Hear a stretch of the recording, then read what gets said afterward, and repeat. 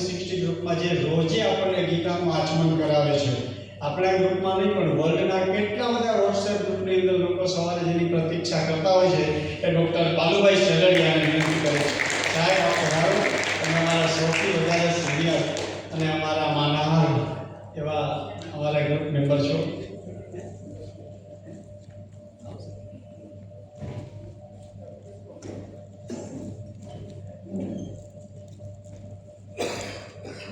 ત્યાર પછી હું નિમંત્રણ આપીશ ડૉક્ટર બાલુભાઈ સલડિયાનો આપણે બધાને પરિચય છે, તેમાં સમય લેતો નથી અને લાંબો પરિચય છે અને એમનો પરિચયની કથા પણ લાંબી છે, પણ આપણા સહૃદય અને કંઈક અંગત છે એટલે આપણને ખ્યાલ છે. બીજા છે doctor Dineshbhai Pandya. Welcome sir. Doctor professor Dineshbhai Pandya Gujarat યુનિવર્સિટીમાંથી સંસ્કૃત વિભાગના હેડ તરીકે નિવૃત્ત થયા છે. હોમરનું ઇલિયડ અને ઓડિસી અને મહાભારત સાથેના કમ્પેરિઝનની એમનું પીએચડીનું વર્ક છે. ભારતમાં ત્રણેય ભાષાઓ સંસ્કૃત, અંગ્રેજી અને ગ્રીક એના કોઈ જ્ઞાતા ન હોય એમની પીએચડીની થીસીસ ગ્રીકમાં રિફર થવા માટે ગઈ હતી પ્રોફેસર દિનેશભાઈ પંડ્યા. અને અત્યારે સંસ્કૃત ભારતીનું બહુ મોટું કામ કરે છે. આપણે મહાભારત 360 ગ્રુપના એક સારા વક્તા છે જ. ત્યાર પછી નિમંત્રણ આપીશ ડૉક્ટર પ્રોફેસર જયશ્રીબેન જોશીને.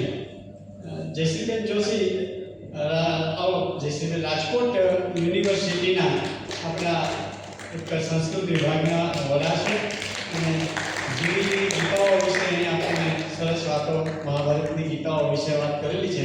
જયશ્રીબેન, આપનું સ્વાગત છે. ચોથા છે ડૉક્ટર એલવી જોશી સાહેબ.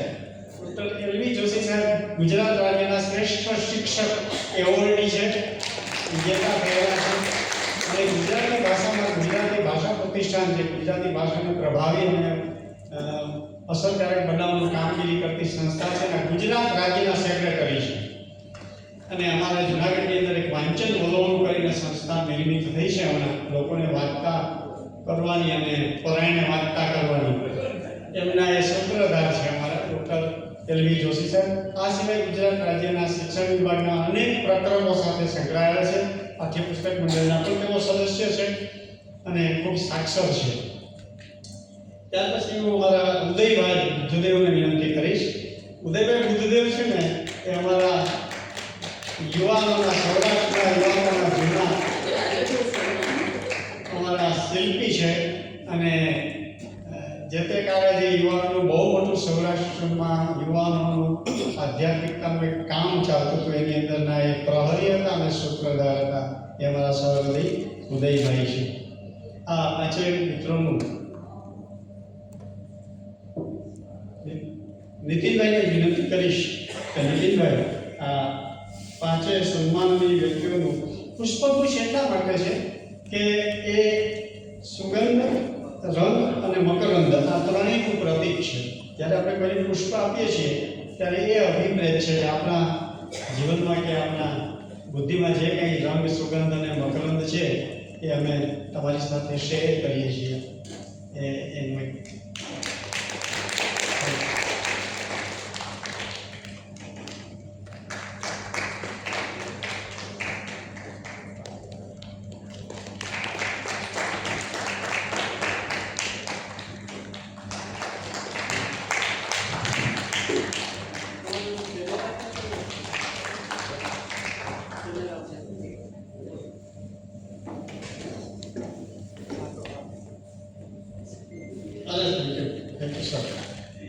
અહીં બેઠેલા બધા એમાં ગ્રુપના સદસ્ય છે એટલે એમને સ્મૃતિ ચિહ્ન આપેલું છે, પણ દિનેશભાઈ આજે આવ્યા છે.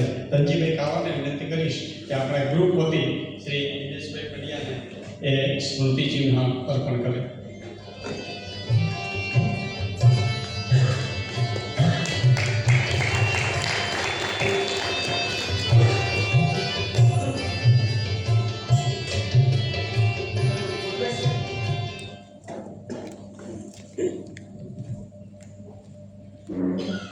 અને આપણા એબસેન્ટી પેનલિસ્ટ. હા, એક ઓર પેનલ મેમ્બર્સ જે આવવાના હતા એ આવી શક્યા નથી એટલે એમણે એમનો વિડીયો મોકલ્યો છે. શ્રી અશોક શર્મા અત્યારે રાજભવન ખાતે તો આઈએએસ સેક્રેટરી છે, પણ એ આવી શક્યા નથી એટલે એમનો વિડીયો આપણે પછી પ્રસાર થોડો કરીશું આપણું આ પેનલ ડિસ્કશન પૂરું થાય ત્યારે.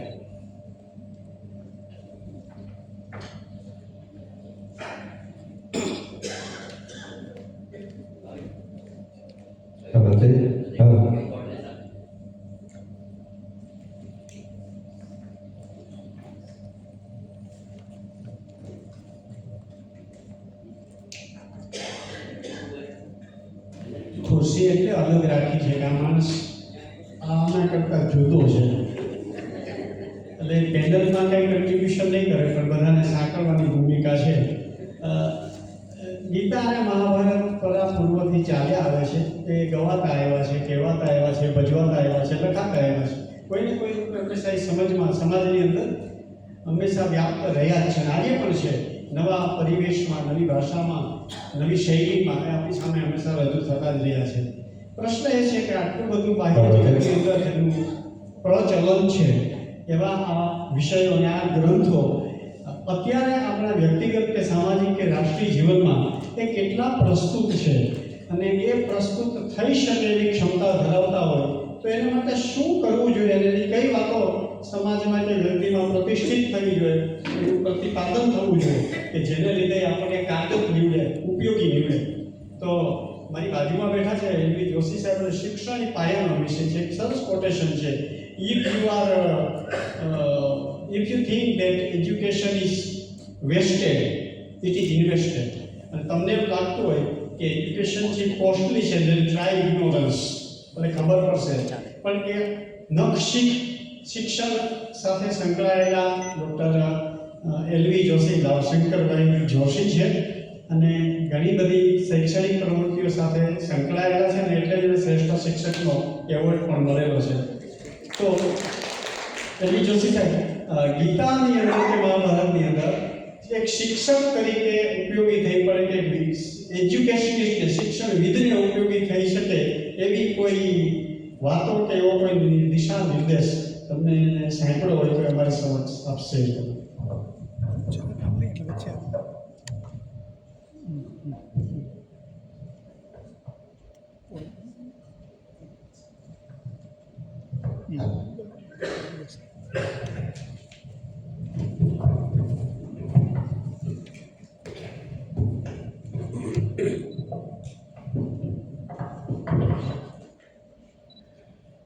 નમસ્કાર. વાગર્થાવિવ સંપૃક્તો વાગર્થ પ્રતિપતયે જગદપિતરો વંદે પાર્વતી પરમેશ્વર. મંચસ્થ સૌ વિદ્વજનો અને ખંડસ્થ આપ સૌ, આજે સરસ મજાનો એક વિષય ડૉક્ટર વિરેન્દ્રભાઈ ભટ્ટે આપ્યો છે કે શ્રીમદ ભગવદ્ ગીતામાં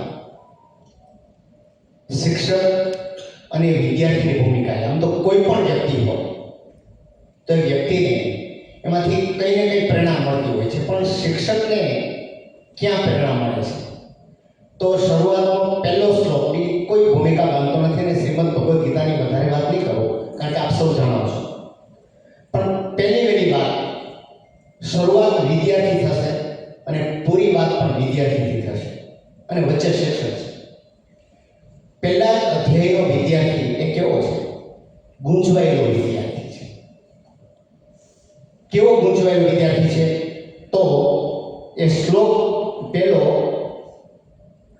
અધ્યાયનો 47મો શ્લોક. એવં મુક્ત્વા અર્જુન સંખ્યે રથોપસ્ય ઉપાવિશત વિસૃજ્ય શરમ ચાપમ શોક સંવિઘ્ન માનસ. આ વિદ્યાર્થી છે. અર્જુનને જે ભૂમિકા ઊભી થઈ કે હું આ બાણ સહિત ધનુષ્યને છોડું છું, મારી યુદ્ધ નથી કરવું, આવી સ્થિતિ ઘણી વખત કેટલાય વિદ્યાર્થીઓને થતી હોય છે.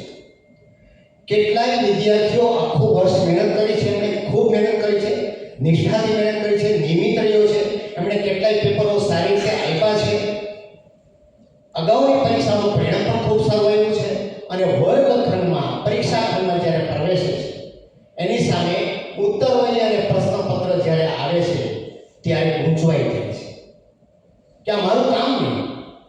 આ પ્રશ્નપત્ર તો એવું પૂછાયું કે મને કંઈ આવડશે નહીં, મને આવડવાનું જ નથી. અને આમ શરૂઆતમાં હતોત્સાહ થાય છે, નિરાશ થાય છે. એક હોનહાર વિદ્યાર્થી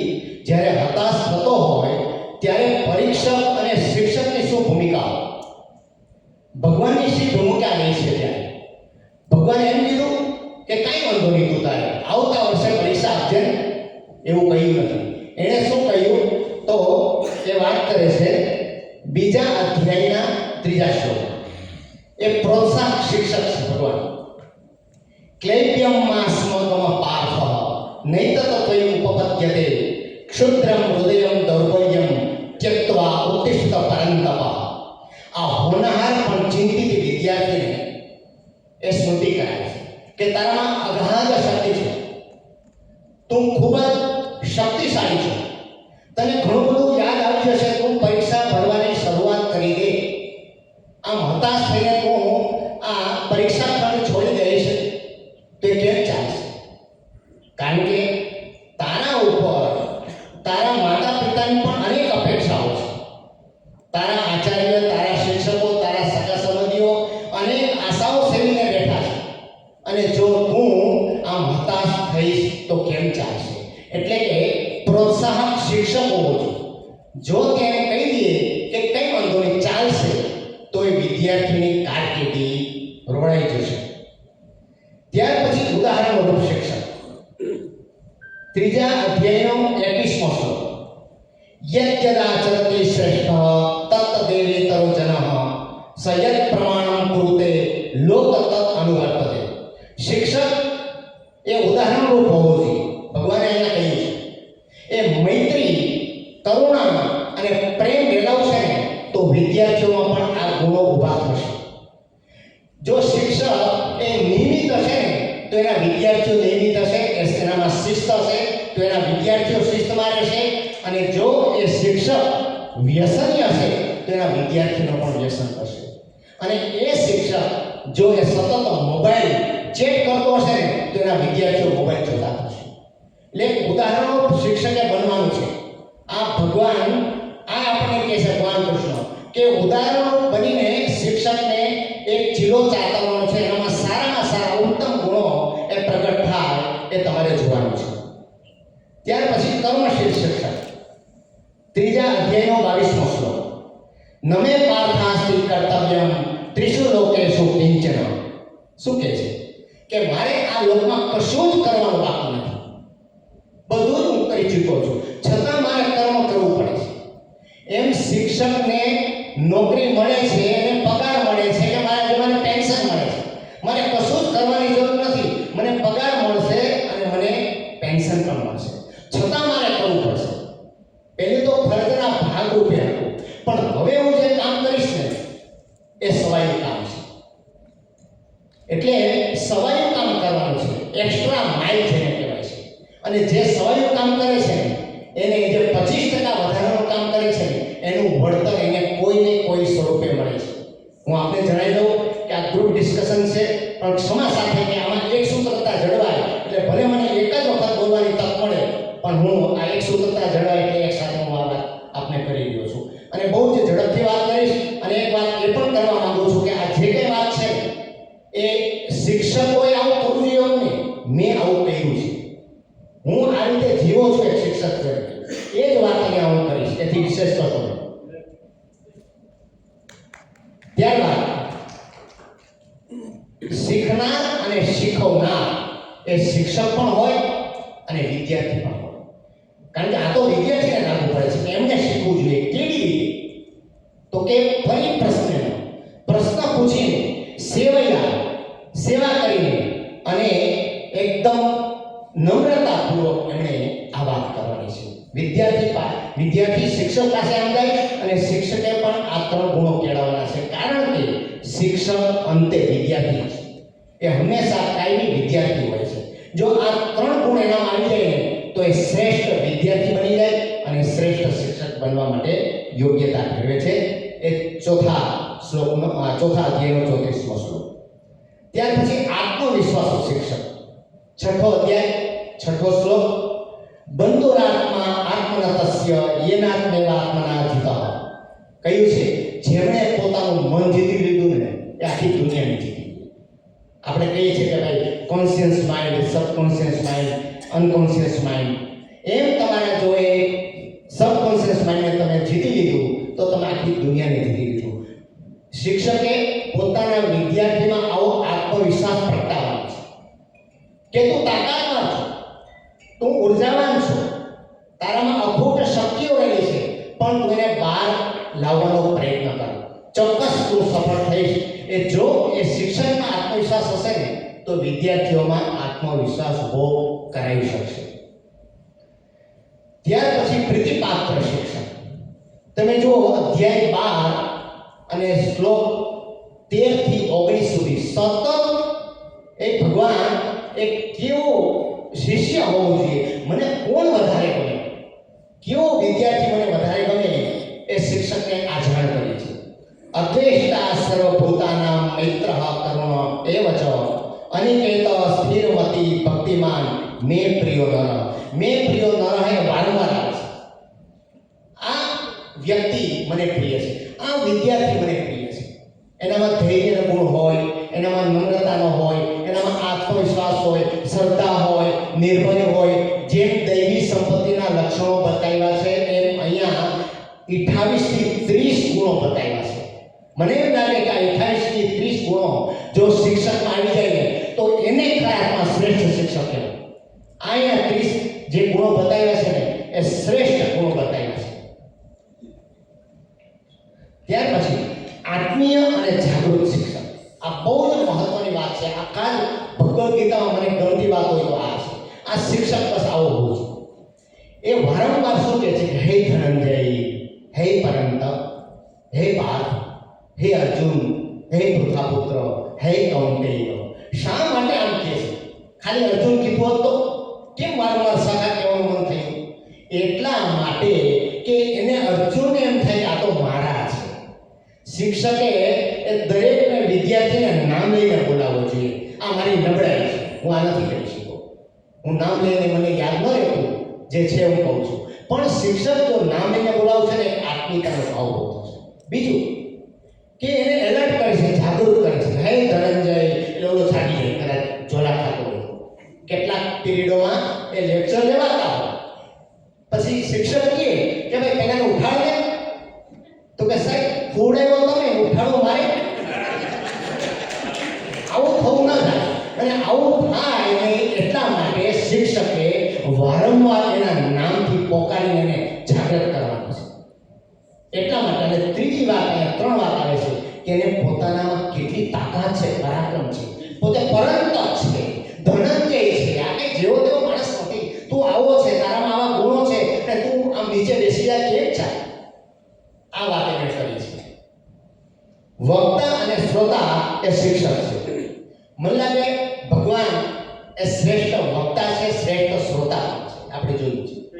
કારણ કે 500-600 શ્લોક સુધી જે એમણે બોલ્યા છે તો વક્તા તો છે જ. પણ 29 શ્લોક સુધી નોન સ્ટોપ એ સાંભળ્યું પણ છે અર્જુનની વાત. ક્યાંય અર્જુનને અટકાવ્યો નથી કે ભાઈ શું કરે, હમણાં તો વાત કરી, તું સમજતો નથી યાર, વારંવાર મારે તને સમજાવું. ગણિત કર્મની વાત કરી તો એટલામાં સમજી જાય કે જ્ઞાન પણ એ જ છે, ભક્તિ પણ એ જ છે. આમ તો એક વાત વારંવાર સમજાવવી પડે છે. એણે એકની એક વાત જુદા સ્વરૂપમાં પૂછી છે, પણ આણે ક્યારેય મોઢું બગાડ્યું નથી. વિદ્યાર્થી પ્રશ્નો પૂછવા જોઈએ, પરિપ્રશ્નનો, પણ આજે કોઈ વિદ્યાર્થી પ્રશ્નો પૂછતા નથી. બહુ હેલું થઈ ગયું શિક્ષકમાં. બસ 45 મિનિટ એ લેક્ચર લઈ આવે, વાત ખતમ. એક પણ સાહેબ આપણે તમે પૂછો ને કાંઈ ન સમજાય તો પ્રશ્ન પૂછો, પણ કોઈ પ્રશ્ન પૂછતું જ નથી.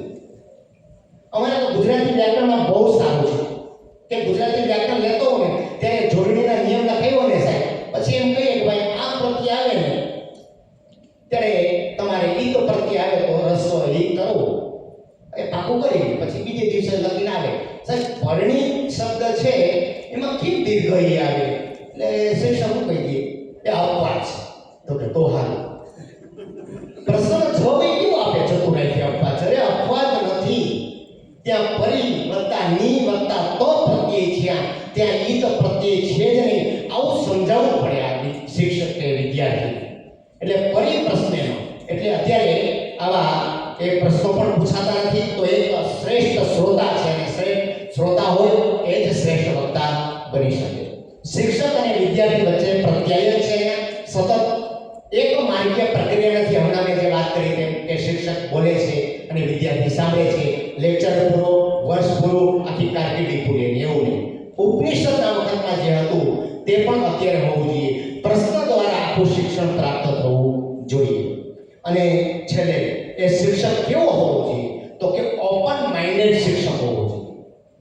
વિદ્યાર્થીને શંકા જાય અને આટલું બધું સમજાવ્યા પછી એને સમજાણું નહીં, પછી એને સમજાવે અડધી કલાક માટે વ્યક્તિગત રીતે, અને પછી એમ કહે કે મને આમાં બહુ મજા નથી આવતી સાહેબ, આ મારે વિષય રાખવો નથી, તો એને છૂટ આપવાની છે. એમ નહીં કે મેં તારી પાછળ આખું વર્ષ મેં બગાડ્યું છે તો હવે તારે ભણવું જ પડશે, તારા વિષય રાખવો જ પડશે, આ પેપર તારે ભરવું જ પડશે. ઓપન માઇન્ડેડ છે. હવે તારે જે કરવું એ કર, ભગવાન કે છે, તારા ઉપર છોડવું છે. મારી જે ફરજ હતી ને મેં બહુ નિષ્ઠાપૂર્વક આ ફરજ બજાવી છે, એના ઉપર છોડે છે. યથેચ્છમ કુરુ, પ્રેરિત વિદ્યાર્થી છે યથે ઈચ્છસી તથા કુરુ, જેમ તું ઈચ્છે તેમ તું કરી શકે છે. અને છેલ્લી વાત છે પ્રેરિત વિદ્યાર્થી નષ્ટો મોહ સ્મૃતિ લબ્ધા ત્વત્પ્રસાદાત મયાચ્યુત સ્થિતોસ્મિ ગત સંદેહ કરીષ્યે વચનં તવ. આ વિદ્યાર્થી સેનાપતિમાંથી શિષ્ય બન્યો છે. તન્મે શિષ્યસ્તે અમ સાધી મામ ત્વં પ્રપન્નમ, હું તમારો શિષ્ય, તમે મારા પર આધિપત્ય કરો. અને છેલ્લે એને સાબિત કરી બતાવ્યું કે તમારા વચન ઉપર મને પૂરેપૂરો ભરોસો છે, વિશ્વાસ છે. હવે હું યુદ્ધ કરીશ, હવે હું પરીક્ષા કરીશ, કારણ કે તમે મને કહ્યું છે કે મારામાં અનેક ગણી તાકાત છે, અનેક ગણી તાકાતને હવે હું મારા એ પ્રશ્નપત્રના માધ્યમથી ઉત્તરવયમાં શ્રેષ્ઠ લખીશ અને મારું પરિણામ પણ ઉત્તમ લાવીશ અને મારા માતા પિતા અને સમસ્ત સમાજનું પણ હું નામ રોશન કરીશ. આ શિક્ષક અને વિદ્યાર્થીની ભૂમિકાએ આમ તો 40 થી 50 શ્લોક મેં અલગ તારવેલા હતા, પરંતુ અહીંયા 10-12 એ થોડી વાત કરી છે, એ પણ 10-12 મિનિટમાં થોડો વધારે સમય લીધો છે. પ્રોટોકોલનો ભંગ થયો હોય તો પણ ક્ષમા કરજો, કારણ કે આ તો ઘરનો ડાયરો કહેવાય. આપ સૌને નમસ્કાર.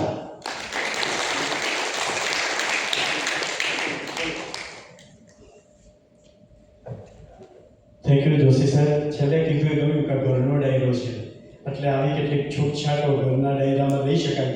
વાત તદ્દન સાચી છે, પણ આ ટેસ્ટ મેચ નથી, એ ઓડીઆઈ નથી, આ T20 છે. એટલે તમે એક સાથે જ આટલા બધા નામ ધરેડી દીધા, એ પણ સારું જ કર્યું. પણ કોઈ પણ શિક્ષકને એક લેક્ચર આપ્યા વિના બોલવાનું પૂરું કરવું એ અત્યંત દારૂણ દુઃખ અનુભવ કરે છે. એટલે આપણે એમને દુઃખી નથી કર્યા. પણ હવે જે વક્તા બોલવાના છે પ્રોફેસર ડૉક્ટર જયશ્રીબેન, એ પણ બધા શિક્ષકો જ છે અહીં, એટલે તમારે કેટલીક બાબતો ગૃહિત કરી જ લેવાની છે કે શું થશે આપણને. પણ સારું થશે, જે થશે એ સારું થશે, કારણ કે શિષ્ય સ્નેહમાંથી નષ્ટો મોહ સુધીના પગથિયા ચડવા માટેની કેટલી મજલ કાપવી પડી ને કેટલી નેવાના મોઢે ચડાવવા પડ્યા ભગવાને, એની વાતો ટૂંકમાં રજૂ કરવી એ પણ એક કલા જ માંગી લે છે. અને જોશી સાહેબે સરસ વાત કરી. જયશ્રીબેન, અમારો પ્રશ્ન એ છે કે આપ જે વ્યવસાય સાથે સંકળાયેલા છો એ નિમિત્તે આપણે જે વિષય છે એ સંદર્ભની અંદર ગીતા અને મહાભારત આજના કાળમાં આપણને કાંઈ ઉપયોગી થાય એવું આપણે લાગ્યું તો કઈ રીતે? નીચે છે. વાહ બોલવું છે, પક્કા વાત બોલજો, એક સાથે નહીં બોલતા, એટલા માટે કહ્યું ઇન્સ્ટ્રક્શન થાય, એટલા માટે બધાને કંઈ પૂછવું હોય તો પૂછી શકે. એટલા વિરેન, ત્રીજું માઇક છે. વિરેન, વન મોર માઇક્રોફોન છે.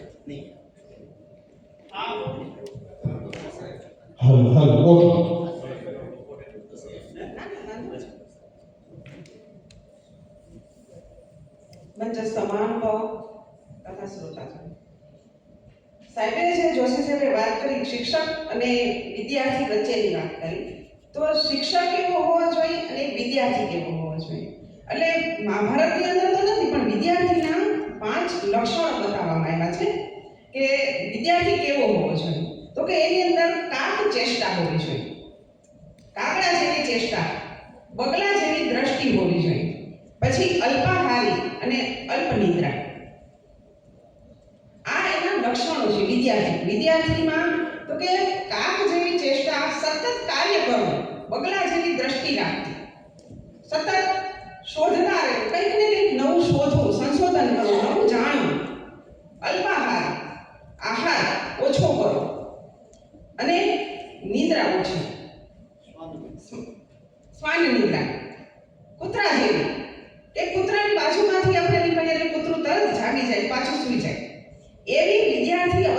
એવી હોવી જોઈએ. એટલે આ મહાભારતની અંદર 12મો શ્લોક છે અને મહાભારતની અંદર જે શિક્ષકની વાત કરી એ ઉપરાંત હું વિદ્યાર્થી કેવો હોવો જોઈએ ઉપનિષદની અંદરની વાત આપણે કરીએ તો ઉપનિષદમાં વિદ્યાર્થીમાં લક્ષણો આપ્યા છે. વિદ્યાર્થીમાં શું શું હોવું જોઈએ? તો કે વિદ્યાર્થીએ વિદ્યા કેવી રીતે ગ્રહણ કરવી? તો કે શ્રવણ, મનન અને નિધિધ્યાસન આ 3 પદ્ધતિ છે વિદ્યા પ્રાપ્ત કરવા માટે. તો શ્રવણ પહેલા તો સાંભળવું. સૌથી સારું પહેલા જો સાંભળીએ, શ્રવણ કરીએ તો જ એમાંથી કંઈક યાદ રહ્યું હોય, મનન કરવાનું. એટલે સતત એકનું એક આપણે રટણ કરવું, પછી એમાંથી સતત યાદ રાખવાનું, ગ્રહણ કરવું અને પછી એનું સતત રટણ કરવું. આ 3 પદ્ધતિ ઉપનિષદની અંદર વિદ્યાર્થીઓ માટે બતાવવામાં આવેલી છે. અને જે શિક્ષકના ગુણ, વિદ્યાર્થીના ગુણની સાથે વાત કરી કે પ્રણિપાતેન પરિપ્રશ્નેન સેવયા. આ ગુણ હું આમ જોઉં ને તો આજના સંદર્ભની અંદર, આજના વિદ્યાર્થીઓની અંદર આ 3 ગુણની ઓછપ જોવા મળે છે. બહુ ઓછા છે આ 3 ગુણ. પ્રણિપાત તો સેજ પણ નથી, પરિપ્રશ્ન પણ નથી અને સેવા શબ્દ છે એ તો સાવ વિસરાઈ ગયો એવું લાગે છે.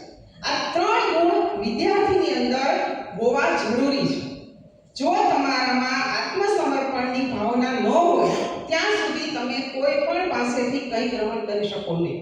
એની પાસે જવું, અર્જુને કીધું કે કરીશ્ય વચનમ તવ, હવે તમે કહેશો એમ કરીશ. એવી શરણાગતિ આજની પેઢીની અંદર આપણે જોઈ શકતા નથી. પરિપ્રશ્ન તો હવે છે જ નહીં, પ્રશ્ન જ નથી, કોઈ પણ પ્રકારના પ્રશ્ન નથી. કારણ કે જે પ્રશ્નો છે એ બધા ગૂગલમાંથી મળી રહે છે. એટલે વર્ગખંડની અંદર હવે શિક્ષકોની જરૂર, મને એમ છે કે જતા દિવસે શિક્ષકોની જરૂર જ નહીં પડે વર્ગખંડની અંદર. ગૂગલથી જ બધું સર્ચ થઈ અને જ્ઞાન છે એ મેળવી શકાશે. એ ગૂગલ છે એ માત્ર તમને માહિતી આપે છે, આપણને જ્ઞાન છે કેવી રીતે પ્રાપ્ત કરવું, શાસ્ત્રો શું કહે છે, મહાભારત શું કહે છે, ગીતા શું કહે છે, એના સંદર્ભની અંદર જો આપણે શાસ્ત્રોનું વાંચન કર્યું હશે, શાસ્ત્રોના એ વ્યાખ્યાન સાંભળ્યા હશે, મહાભારત વિશે કંઈક ખબર હશે તો કંઈક આપણે પ્રશ્ન કરી શકશું, કંઈક આપણામાં ગ્રહણ શક્તિ આવશે અને કંઈક જ્ઞાન આવશે. વચ્ચે બોલું છું, આ પેનલ ડિસ્કશન છે ને, મને એમ થાય છે કે જનરેશન ગેપ બાબતે કંઈ ગીતામાં કીધેલું છે. જનરેશન ગેપ બાબતે વિદ્યાર્થી છે તો જનરેશન આ વિષય લઈએ આપણે generation gap. Thank you Kamleshwar. એટલે શું કહેવાનું પૂરું કરો ત્યારે લઈએ આપણે.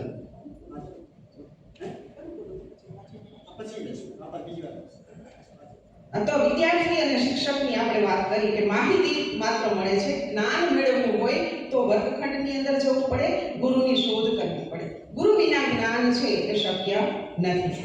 સતત અભ્યાસથી, યોગથી જ જ્ઞાન છે એ પ્રાપ્ત થાય છે. અહીંયા હું મારી વાત અત્યારે પૂરી કરું છું. બીજી વખત વારો આવશે ત્યારે મારે કંઈક બીજી જે વાત કરવી છે એની હું ચર્ચા. Thank you. વિદ્યાર્થીના લક્ષણો વિશે વાત કરીએ. એ કાળમાં જેટલી પ્રસ્તુત છે આજે પણ છે, કદાચ એના અવધારણ કદાચ બદલી ગયા હોય, એની મોડસ ઓપરેટી પણ બદલી ગઈ હોય, પણ જે કન્ટેન્ટ છે એ કન્ટેન્ટ ક્યારેય બદલાતો હોતો નથી. તમે બહુ સરસ વાત કરી કે આજે માહિતી પ્રધાન, માહિતીના સાગરમાં આપણે નાહીએ છીએ, એને બદલે આપણે જ્ઞાનનું આચમન કરવું જોઈએ.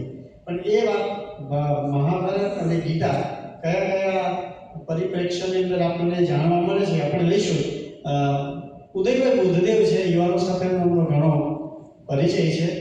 ઉદયભાઈ સારા વાચક છે, ઘણા બધા પુસ્તકો સાહજિક રીતે વાંચવાની એમની ટેવ છે.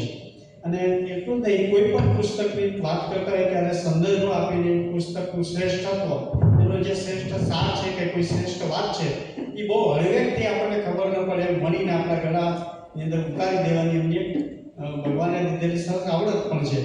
એમણે મહાભારત અને ગીતાનો વર્ષોનો સ્ટડી કર્યો છે, કહ્યું પણ છે. ઉદયભાઈ, આપને શું લાગે છે કે આજની પેઢીને, આજના વ્યવસાયિક વાતાવરણમાં અને આજની પરિપ્રેક્ષ્યની અંદર મહાભારત અને ગીતા એ કઈ રીતે ઉપયોગી છે કે કઈ રીતે આપણને કામમાં લાગેલા છે? અંતે તો બધાને નમસ્કાર કરી, બધાને હે કરી. અંતે તો આ જે વિચાર છે તે મનુષ્યને લાગુ પડતો છે. એટલે એમાં યુવાનો કે વૃદ્ધની કે કોઈ જનરેશન ગેપને બધાને સરખી રીતે સ્પર્શતો એ વિષય છે. તમે જુઓ ગીતાને જુદી રીતે કેટલા બધા મહાનુભાવોએ એને ચકાસી છે. અહીંયાથી શરૂ કરીએ, વિનોબા ભાવેથી, તો એને ગીતા પ્રવચનો, એ જે જેલમાં પ્રવચનો આપ્યા એનું સંકલન થયું, એ સાવ સરળતાથી ગીતાને પ્રસ્તુત કરે છે. ત્યાંથી જ આપણે એકડાથી શરૂઆત કરવી જોઈએ. પછી જ્ઞાનેશ્વરી ગીતા છે. પંડિત સાપણેકરજીએ બહુ સરસ મજાની ગીતા ઉપર ભાષ્ય આપ્યું છે. એમાં એને જે શ્લોક ગીતાજીનો છે એ ક્યાં એનું રૂટ છે એ બતાવેલું છે. એટલી સરસ રીતે વ્યક્ત થયું. ન કાંક્ષે વિજયમ કૃષ્ણ રાજ્ય સુખાની છે, એ જે અર્જુન બોલે છે ને, તો એ આ કયા સંદર્ભે બોલે છે? જો આ સંજય દૃષ્ટિમાં આ એનો સંદર્ભ છે. ત્યાંથી એ શ્લોક એને પકડે, એ વિચાર એને પકડેલો છે અર્જુનને. આવી રીતે ભગવાને જ્યારે એમ કીધું છે શીતોષ્ણ સુખ દુઃખદા, તો આ કઠોપનિષદમાંથી જો આ શ્લોક છે ત્યાંથી એને લીધેલો છે. એવી રીતે તમે જો રામસુખદાસજીની ગીતા છે, રામસુખદાસજીની ગીતા છે, એમાં બહુ સરસ રીતે સરળતાથી બધી પેલી આપેલી છે. તિલકની ગીતા કર્મયોગ શાસ્ત્ર તો બહુ જ અદ્ભુત ગ્રંથ છે. આ બધા જ વસ્તુઓ દ્વારા એક વસ્તુ તો નિશ્ચિત રીતે કહેવાની છે કે બધી જ વસ્તુ જ્ઞાને પરિસમાપ્ય તે. જો જ્ઞાન માણસમાં સાચી સમજ હશે ને, તો જ માણસનું જીવન પેલું થશે. આ વસ્તુ ગીતાજીની અંદર સતત કીધું કે મને જ્ઞાનવામાં પ્રપદ્ય, મને જ્ઞાની ભક્ત ગમે, ભગવાન કહે છે. બહુનામ જન્મનામ છે જ્ઞાનવામાં. આ બધી જ વસ્તુઓ દ્વારા ભગવાને કીધું કે સાચી વસ્તુનું સાચી સમજ કેળવીશ તો જ જીવનમાં આગળ વધાશે, પછી કોઈ પણ હશે. તો એક સરસ પ્રશ્ન પણ મૂકી દીધો ઉદયભાઈ, જ્ઞાનવાન પ્રપદ્ય, જ્ઞાની બનવું, ત્યારે મને જ્ઞાની પ્રિય છે વગેરે. પણ માહિતી અને જ્ઞાનમાં શું ફરક છે અને કયું આપણે માટે વધારે શ્રેયસ્કર છે, એ હવે પછી જ્યારે આપ કહેશો ત્યારે અમને ગમશે. દિનેશભાઈ, તમે ખૂબ સરસ રીતે વિદ્યાર્થીઓને ભણાવ્યા છે, ઘણા પ્રોફેસરોને ભણાવ્યા છે, અને આજે પણ સંસ્કૃત ભારતી દ્વારા કેટલા બધા વિદ્યાર્થીઓ, પછી 8 વર્ષથી માંડીને 80 વર્ષનો વૃદ્ધ હોય એ એમના બધા વિદ્યાર્થીઓ આજે પણ છે અને એમને ભણાવો છો. ગીતા અને મહાભારતના વિચારો આજના સંદર્ભની અંદર આપના વિષયની દ્રષ્ટિએ કઈ રીતે વધારે પ્રસ્તુત કરી શકાય, એના વિશે 5 મિનિટ આપો. Thank you very much, sir. I think to the organizer of this event, Hitendra-bhai, આપ છો અને આપ સર્વે સુખ્ન શ્રોતાઓ સર્વના હૃદયમાં બિરાજમાન શ્રી ઈશ્વરને પગે લાગી અને આગળ વધીએ. મહાભારત વ્યાસાય વિષ્ણુરૂપાય વ્યાસરૂપાય વિષ્ણવે નમો વૈ બ્રહ્મનિધયે વાસિષ્ઠાય નમો નમઃ અચતુર્વદનો બ્રહ્મા દ્વિબાહુર પરો હરિ અભાગ લોચન શંભુર ભગવાન બાદરાયણ. ભગવાન બાદરાયણ પોતે ભગવાન છે, ષડ ઐશ્વર્ય સંપન્ન છે, અને આવા જ્યારે કૃતિ કરતા હોય તો એમાં કઈ બાકી હોય જ નહીં. યજ્ઞ ભારતે તન્ન ભારતે યદિ આસ્તિ કુત્રચિત, તો અહીંયા જ આપણને બધું પ્રાપ્ત થાય છે.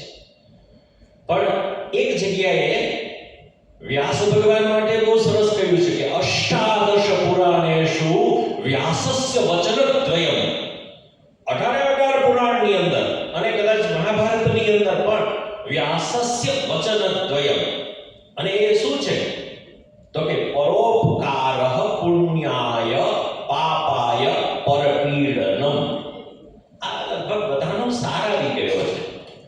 અને એની સાથે સાથે એ પણ કહેવામાં આવે છે કે શ્રૂયતામ ધર્મ સર્વસ્વમ. શ્રૂયતામ ધર્મ સર્વસ્વમ શ્રુત્વા અવધાર્યતામ. આને યાદ રાખજો. શું છે તો કે ભાઈ એ જે છે એ તમારે ધ્યાનમાં રાખવાનું છે. શ્રૂયતામ સર્વધર્મસ્વમ શ્રુત્વા અવધાર્યતામ. એ અવધાર્ય કરવાનું છે એ શું છે તો કે બસ આટલું જ છે કે બીજાને તમે પીડા ન આપો, બીજાને તમે સારી રીતે રાખો છો.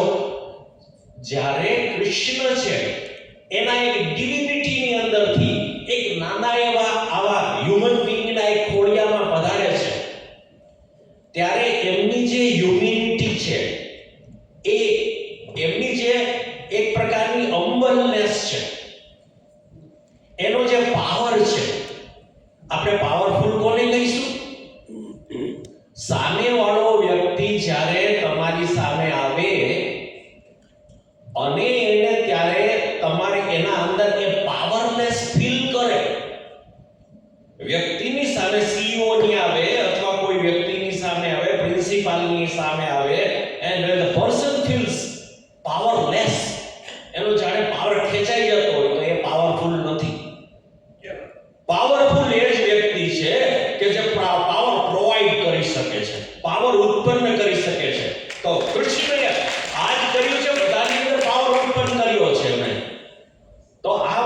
એ ધ્યાનમાં રાખવા જેવી છે. અને અત્યારે શિક્ષક અને શિક્ષણ અને વિદ્યાર્થી અને એના અંદર એ જો આપણે જોવા જઈએ તો હું તો કહીશ કે જે મહાભારતના સાર રૂપે અથવા ભગવદ્ ગીતાના સાર રૂપે જો કહેવામાં આવે, બધી જ ટીકાઓને સાથે સાથે દ્વાદશ ટીકોપેતા, અષ્ટટીકોપેતા જે ભાગવત જે શ્રીમદ ભગવદ્ ગીતા ઉપર લખાયેલી છે ચૌખંબાની અંદરથી, તો ત્યાં એવું કહેવામાં આવ્યું છે કે ખરેખર 7મા અધ્યાયમાં જઈએ, I would like to draw અને હું અંડરલાઈન કરવા માંગુ છું આ વસ્તુને, ખૂબ જ એમ્ફેટિકલી આઈ વિશ ટુ સે.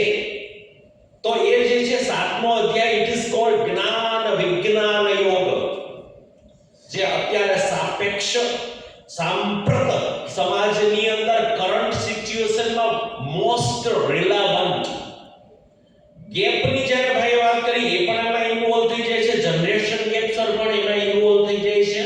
તો એ 7મા અધ્યાયમાં બીજા શ્લોકની અંદર કહેવામાં આવ્યું છે કે જ્ઞાનમ તેહમ સવિજ્ઞાનમ ઇદમ વક્ષ્યામિ અશેષતઃ યજ્ઞાત્વા નેહ ભૂયોન્યત જ્ઞાતવ્યમ અવશિષ્યતે.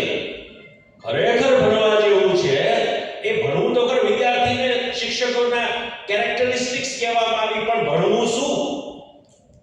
દ્વે વિદ્યે વેદિતવ્યે પરાચ અપરાચ, ઋગ્વેદ યજુર્વેદ સામવેદ અથર્વેદ અપરા વિદ્યા. Then what is para vidya?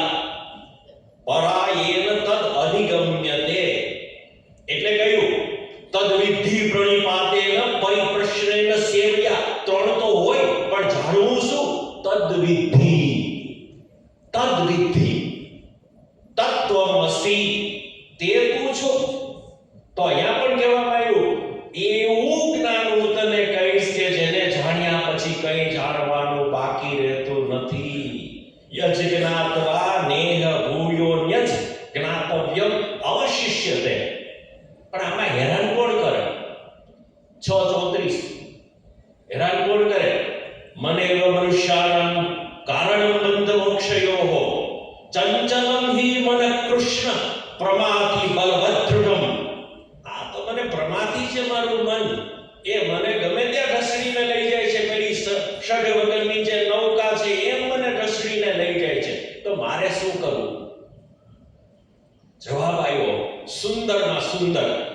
એ બધાના માટે, બધા ટીચર્સ માટે, બધા સ્ટુડન્ટ્સ માટે અને બધાના માટે, જનરેશન ગેપ માટે પણ અભ્યાસેન તો કોંતેય વૈરાગ્યેન ચ ગૃહ્યતે. આ બે વસ્તુ જો વ્યક્તિમાં આવી જાય તો દુનિયાની કોઈ પણ વસ્તુ, એનીથિંગ, એની ડેમ થિંગ, અભ્યાસેન તો કોંતેય વૈરાગ્યેન ચ ગૃહ્યતે. આ બે વસ્તુ જો વ્યક્તિમાં આવી જાય તો એ બધું જ એની અંદરથી પાર થઈ જાય અને તો જ એ સમત્વમ યોગમુચ્યતે તરફ ગતિ કરી શકે. કારણ કે સમત્વ મેળવવું એ અભ્યાસેન તો કોંતેય તો જ થઈ શકે, કારણ કે એ જ તો સ્કિલ છે. કર્મશુ કૌશલ્યમ. વોટ ઇઝ કર્મશુ કૌશલ્યમ? સ્કિલ શું છે? તો કે આ જ મેળવવાનું છે, સમત્વ મેળવવાનું છે.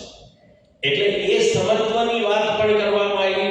એટલે જ ધર્મ સર્વસ્વને પણ આ જ વસ્તુની વાત કરવામાં આવી. અને મહાભારતની અંદર છેલ્લે પણ ઉર્ધ્વ બાહુર વિરોમ્યેશ ન ચ કશ્ચિત શૃણોતિ મે ધર્માદ અર્થશ્ચ કામશ્ચ સ કિમર્થં ન સેવ્યતે.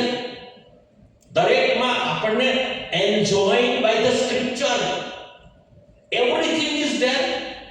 વ્યક્તિએ કોઈ વ્યક્તિએ કંઈ પણ ભણવાની જરૂર નથી. વ્યક્તિ જે જાણે છે એને પ્રેક્ટિકલમાં મૂકો. That's all. કોઈ વ્યક્તિને કંઈ ભણાવવાની જરૂર નથી. they know everything. જાનામિ ધર્મં ન ચ મે પ્રવૃત્તિ, જાનામિ અધર્મં ન ચ મે નિવૃત્તિ. Everything we know and yet we can't do that. We are helpless. Helpless નો જવાબ આ છે. એ વૈરાગ્ય અને પ્રેક્ટિસ એ બે હશે. તમે જેટલું એ કરશો, તમે એને જેટલું ચરિતાર્થ કરશો એટલું જ એ શક્ય બનશે. જ્યારે ગુજરાતની ટીમ ગઈ નરેન્દ્ર મોદીને મળવા માટે અને નરેન્દ્ર મોદીને કહ્યું કે આટલા ટાર્ગેટ છે, 2 મિનિટમાં જ કહી દઉં, તો એ કહે છે કે હા બરાબર છે, વાત સાચી છે, અમે સાહેબ થાય એટલું કરીએ છીએ. નરેન્દ્ર મોદીએ એમને જવાબ આપ્યો, કરો એટલું થાય, થાય એટલું કરવાનું નહીં, થાય એટલું કરવાનું નહીં, કરો એટલું થાય. આ બહુ મહત્વની વસ્તુ છે. એટલે કે અભ્યાસેન તો કોંતેય વૈરાગ્યેન ચ ગૃહ્યતે. That is the most important thing. એ આપણે કરવું જોઈએ. અને આપણે જાણવાનું શું છે, ડિફરન્ટ થિંગ્સની હોલિસ્ટિક એપ્રોચની અત્યારે જરૂરત છે. બધી જ વસ્તુ IKS જે બધી યુનિવર્સિટીમાં દાખલ કરવામાં આવી છે સર, અત્યારે ફરજિયાત બનાવી છે, કમ્પલસરી ઇન્ડિયન નોલેજ સિસ્ટમ. આ જે દાખલ કરવા પાછળનો હેતુ એ છે કે ડોક્ટરી લાઈનમાં, મેડિકલમાં લાઈનમાં જવા વાળો પણ ઇન્ડિયનને જાણે, ઇન્ડિયાની અંદર ફિલોસોફી શું છે એ તત્વને જાણે, એ તત્વમસી જાણે, તદ્વિધિ એ જો આવી જશે બધાની અંદર, તો આપણે ખરેખર એ સાચા અર્થમાં એ પરાવિદ્યા યેન તદ અધિગમ્યતે એના તરફ પ્રયાણ કરીશું. અને એના જ અંદર એવરીથિંગ, ચાહે એ જનરેશન ગેપનો હશે કે બીજો કોઈ પણ હશે, એ સોલ્યુશન ઇઝ ઓનલી ધેટ કે તમે એમને કેવી રીતે સમગ્રતાનું જો એવી એક દ્રષ્ટિ આવી જશે અને સમગ્રને આપણે જો જોઈતા થશું, હોલિસ્ટિક એક એપ્રોચ આપણી પાસે આવશે, તો એ મહાભારત ક્યારનો રજૂ કરી દીધેલો છે કે આ આપણાની અંદર આવે અને આપણે જે છે એ બધાને આપણાપણાનું, આપણી અંદર એ હમ્બલનેસ, તો આપણે એને વેલ્યુએબલ અને યુઝફુલ રીતે પ્રેઝન્ટ કરી શકીશું. સાચા અર્થમાં હાઉ ટુ લીડ લાઈફ, જીવન કેવી રીતે વ્યતીત કરવું. એટલે જ સાહેબ બહુ મને ગમે છે, ખૂબ જ ગમે છે. મહાભારતના મારા ગાઈડ પણ કહેતા હતા, મહાભારત ઉપર આ 1,00,000 શ્લોકો ઉપર જો ટીકા કરવી હોય, આપણે તો વાંચ્યું પણ નથી અનફોર્ચ્યુનેટલી, પરંતુ નીલકંઠ નામના વ્યક્તિ છે, એમણે ટીકા લખેલી છે. અને નીલકંઠની ટીકા છે ભારત ભાવ આખ્યા દીપ. તો એ પ્રકારની ટીકા લખાયેલી છે. અને સાહેબ પહેલો અધ્યાય પૂરો થયો, આદિ પર્વની અંદર અનુક્રમણિકા પર્વ, અનુક્રમણિકાના પહેલા અધ્યાયની અંદર 275 શ્લોકો છે. અને 275 શ્લોકના એન્ડમાં આ નીલકંઠ જે લખે છે એ ખરેખર એમ કહેવાય કે આખે મહાભારતનો બધો સાર લઈને આપી દીધેલો છે. એમણે કહ્યું કે કલ્ક છે, કલ્ક શબ્દ વાપર્યો છે, કલ્ક. એ કલ્ક કેવી રીતે આવે છે, તો કે ઓન્લી એન્ડ ઓન્લી ચિત્ત વૃત્તિના ભાવથી કલ્ક આવે છે. Anything you do any dam thing, કંઈ પણ વસ્તુ કરો, પણ ચિત્તની અંદર તમારા શું છે, તમારા ભાવની અંદર શું છે, તમારો ઇન્ટેન્શન શું છે, કોઈ ક્રિયા કરવા પાછળનો તમારો ઉદ્દેશ્ય શું છે, એ જો સ્પષ્ટ હશે અને એ નોબલ હશે અને એ કહે છે કે optimum benefit of the maximum people હશે. સાંભળી લેજો, એનીથિંગ યુ ડુ, કંઈ પણ વસ્તુ તમે કરો, પણ આ એક જ એ optimum benefit of the maximum people. કૃષ્ણનું સત્ય એટલા માટે જ સત્ય છે મહાભારતની અંદર, ચાહે અસત્ય પણ હોય, પરંતુ એને આ એક જ પ્રોટોકોલથી, એક જ ક્રાઇટેરિયાથી તમે તપાસો. મહાભારત ઉપર તો શ્રી કૃષ્ણના સત્ય ઉપર તો ઘણા બધા પેપર્સ લખાયા છે. મુંબઈ યુનિવર્સિટીમાં સ્પેશિયલી એના ઉપર આખું એક સેશન થયેલું હતું. પણ એને કેવી રીતે સત્ય છે, તો એ સત્ય જે છે એને પુરવાર કરવા માટે આ એક જ ફોર્મ્યુલા છે, અને that is optimum benefit of the maximum people. એ કરતા હશો તો પછી ચાહે એ વૃંદા સાથેનું એમનું શયન છે એ પણ પરમાર્થ માટેનું બની જશે. તો આ વસ્તુ જે છે એ આપણા અંદર આવે, આપણી અંદર ઉતરે, એ જ મહાભારતનો સાર છે એવું હું ચોક્કસ રીતે માનું છું. Thank you very much sir. સરસ વાત કરી આપણે. મના એવો મનુષ્યાન કારણ મનોક્ષમાં અભ્યાસ અને વૈરાગ્યની વાત કરી. અભ્યાસની વાત તો ક્યાંક ને ક્યાંક સાંભળેલી છે, અને અભ્યાસ એ આપણો બહુ જાણીતો શબ્દ છે, ખ્યાલ આવે છે. એના વિશે બહુ ગેરસમજણો પણ નથી, જે છે એ અતિ સમજણ છે. પણ વૈરાગ્યની બાબતમાં એવું બને છે કે એમાં ગેરસમજણ ઘણી ભરેલી છે કે અધૂરી સમજણ ભરેલી છે. ફરી વાત કરો ત્યારે એમને વૈરાગ્ય શું છે એની વાત કરજો. તો અભ્યાસ અને વૈરાગ્ય આ બે જો આપણા હથિયારો હોય તો આ બીજું હથિયાર વિશે અમે થોડી ઓછી જાણકારી ધરાવીએ છીએ. ડૉક્ટર બાલુભાઈ સલડિયાને આપણે રોજ મળીએ છીએ સવારના પોરમાં. આપણે એની પ્રતીક્ષા કરતા હોય છે બાલુભાઈ ક્યારે બોલે, અને ક્યારેક એમને કોઈ કારણોસર એકાદ દિવસ એ બોલતા નથી તો આપણને એનો અહાંગરો લાગે છે.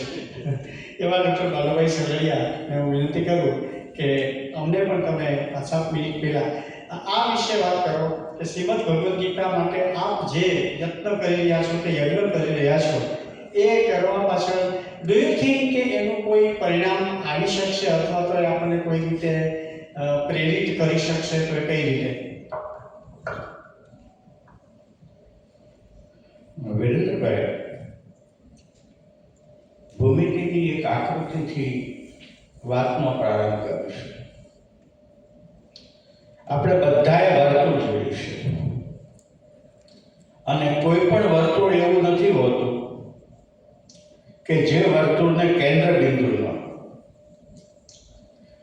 બિંદુ વિનાનું વર્તુળ હોવું એ અસંભવ છે.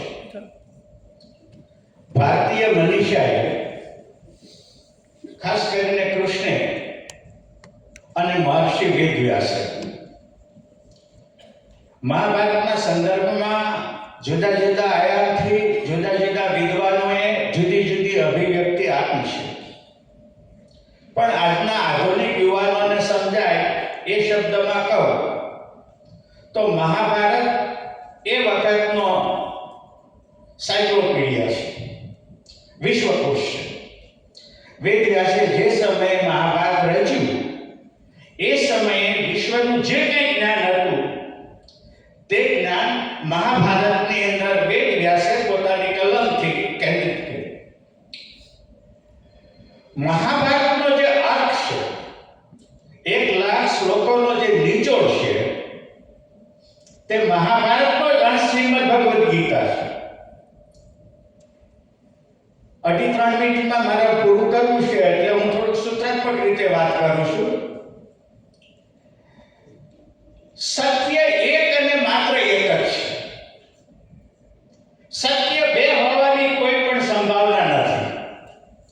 તેથી આપણી ભાષામાં ઉતરે એવા શબ્દોમાં જો સત્યની વ્યાખ્યા કેવી હોય તો આપણે સત્યને માટે એવા શબ્દ પ્રયોગ કરી શકીએ કે જેને માટે હતું અને જેના માટે હશે આવો શબ્દ પ્રયોગ ન કરી શકાય, અને માત્ર જેના માટે છે શબ્દ પ્રયોગ કરી શકાય તે સત્ય, બાકીનું બધું અસત્ય.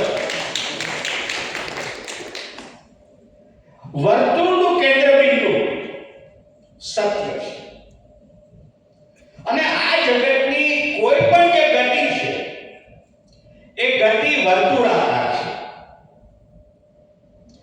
પૃથ્વી સૂર્યની આસપાસ ફરે છે, પૃથ્વી પોતાની ધરી ઉપર વર્તુળાકારે ફરે છે, સૂર્ય કોઈ મહાસૂર્યની આસપાસ વર્તુળાકારે ગતિ કરે છે. એક બીજ છે, એમાંથી ફળો ફૂટે છે, છોડ થાય છે, ફૂલ આવે છે, ફળ આવે છે, બીજ બનીને વર્તુળ પૂરું થઈ જાય છે. આ આખી જગતની જે ગતિ છે એ વર્તુળાકાર છે. આપણું જે શરીર છે એ પરિધિ છે, અને એ પરિધિનું જે કેન્દ્ર બિંદુ છે તેને ચાહે આપણે આત્મા નામ આપીએ, ચાહે એને આપણે પરમાત્મા નામ આપીએ, ચાહે એને ઉર્જા નામ આપીએ, અથવા ચાહે આપણે શક્તિ નામ આપીએ. નામ ગમે તે આપીએ એનાથી કોઈ ફેર પડવાનો નથી. આ જે વર્તુળ છે એ શાશ્વત છે. આઈન્સ્ટાઈનનો થોડો સહકાર લઉં છું કે આઈન્સ્ટાઈને આ જગત ઉપર બહુ મોટી કૃપા કરી છે. આ જગતને સમજવા માટે, વેદાંતને સમજવા માટે.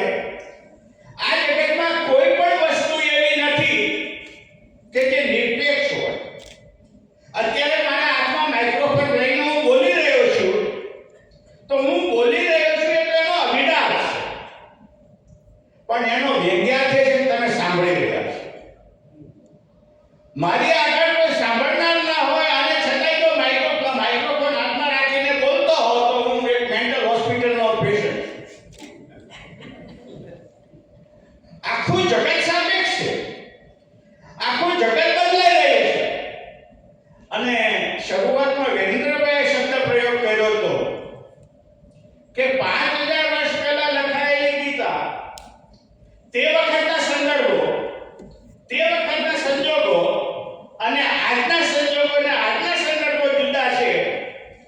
તો વર્તુળ નાનું મોટું હોઈ શકે, કેન્દ્ર બિંદુ તો હંમેશા કેન્દ્રમાં જ રહેવાનું છે. અને કૃષ્ણે જે વાત કરી છે તે કેન્દ્રને ધ્યાનમાં રાખીને વાત કરી છે અને એ કેન્દ્ર ક્યારેય બદલવાનું નથી. અને એટલા માટે આજે આપણે ગીતાને ધ્યાનમાં રાખીને ગીતાને સમજવા માટેનો જે પ્રયાસ કરી રહ્યા છીએ એ પ્રયાસ મને ઘણા સુધીનો વિશ્વાસ છે આજે નહીં તો આવતીકાલે એનું પરિણામ આવશે આવશે ને આવશે. આજે એક વ્યક્તિનું મને આદર સાથે સ્મરણ કરવાનું મન થાય. મારો એક વિદ્યાર્થી ગીતા અને ગાંધી ઉપર પીએચડી કરીને એને મહાનિબંધ તૈયાર કર્યો, યુનિવર્સિટી એને માન્યતા આપી. આ કામ જ્યારે ચાલતું હતું ત્યારે ગાંધીને સમજવા માટે નારાયણભાઈ દેસાઈજી સાથે અવારનવાર મળવાનું થતું હતું. આ કામ પૂરું થયું એટલે થોડીક આભાર વિધિ વ્યક્ત કરવાની ભાવનાથી અમે વેડશી આશ્રમમાં ગયા. પછી તો આત્મિકતાનો સેતુ બંધાયો હતો.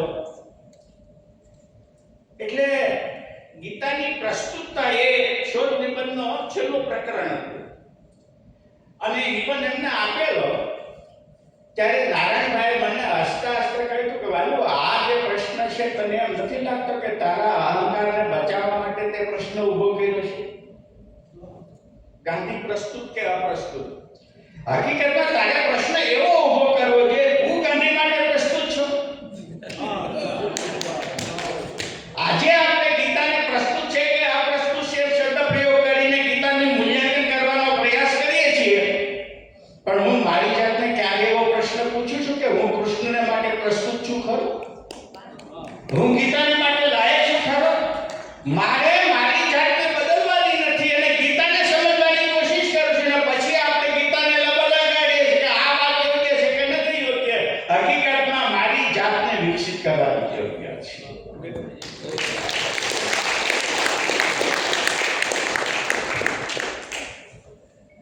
અરે ભાઈ બહુ જ સરસ વાત કરી. વર્તુળના મધ્ય બિંદુને ધ્યાન રાખીને આગળ વધીએ. હમણાં એક પ્રશ્ન હતો કે માહિતી અને જ્ઞાન એમાં શું તફાવત? જે ગૂગલ ઉપરથી મળે છે એ ઉપર છેલ્લી માહિતી છે. એમ કહેવાય છે કે મન એટલે શું? તો કે સંકલ્પ વિકલ્પ હા મન. સંકલ્પ અને વિકલ્પ આ કરે મન. આ એની ઉપર છેલ્લી માહિતી થઈ. પણ આ ઊંડાણથી જે આપણને જે લઈ જાય છે એ ગૂગલ આપી શકવાનું નથી. મનના ઊંડાણમાં જઈ અને કઈ રીતે સ્થિરતા પ્રાપ્ત કરવી, કઈ રીતે કોન્સન્ટ્રેશન સેટ કરવું, આ બધી વસ્તુ જ્ઞાન છે. તો જ્ઞાનની વાતો ભગવાને તેમના દેવમાં ખૂબ જ સરસ કહી છે. જ્ઞાનના લક્ષણ આપી દીધા. અમાનિત્વમ, અદંભિત્વમ, અહિંસા, ક્ષાંતિરાર્જવ, આચાર્ય ભાષણ, શૌચમ. એટલી સરસ રીતે વાતો ભગવાને બતાવેલી છે જે શાંતિથી જો આપણે એનો અભ્યાસ કરીએ ને તો જ આ વસ્તુ સાધ્ય બનવાની છે. એટલે જ કહેવામાં આવે છે કે આ ગીતા છે ને દરરોજનું મનન કરવાની વસ્તુ છે. દરરોજ સવારના સમય કાઢવાનો, બાલુભાઈની ટીકા સાંભળવાની અને સામે ગીતા રાખી અને એને જો મનન કરવામાં આવે ને તો જો એક વર્ષની અંદર પરિણામ દેખાવા મળશે. સાચું શું છે માહિતી અને સાચું શું છે જ્ઞાન એ તરત જ ખ્યાલ આવી જશે. જ્ઞાન અને માહિતીની ખૂબ સુંદર વાત કરી. જયશ્રીબેન, પ્રશ્ન ઘણી વાર એમ થાય કે આપણે જાણીએ છીએ કે મહાભારત ગીતા બહુ રિલેવન્ટ છે, પ્રસ્તુત છે, કારણ કે આપણી એના માટેની શ્રદ્ધા છે. પણ આજની પેઢીને આ વાત ગળે ઉતારવી હોય તો એને માટે આપણે આપણા પ્રયત્નોનું સ્વરૂપ અને પ્રયત્નોની તીવ્રતા એ કરીને શું કરવું જોઈએ કે જેથી આજની પેઢી જે આપણે શબ્દ થોડું થોડું સમજ્યા છે એ સમજીને મહાભારત કે ગીતા તરફ જોવા માટે થોડું ઉદ્યુક્ત થાય. એ અંગે આપણું વ્યવહારનું સૂચન શું છે?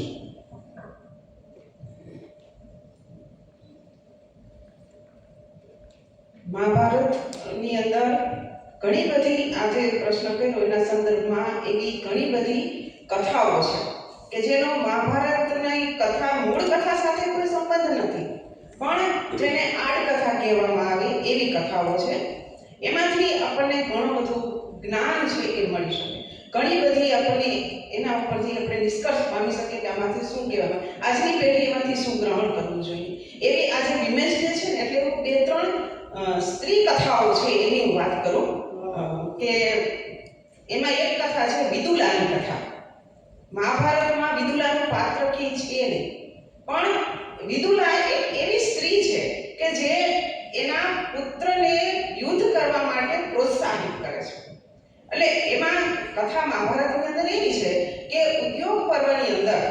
જ્યારે કૃષ્ણ છે, કૃષ્ણની વિષ્ટિ પણ નિષ્ફળ ગઈ.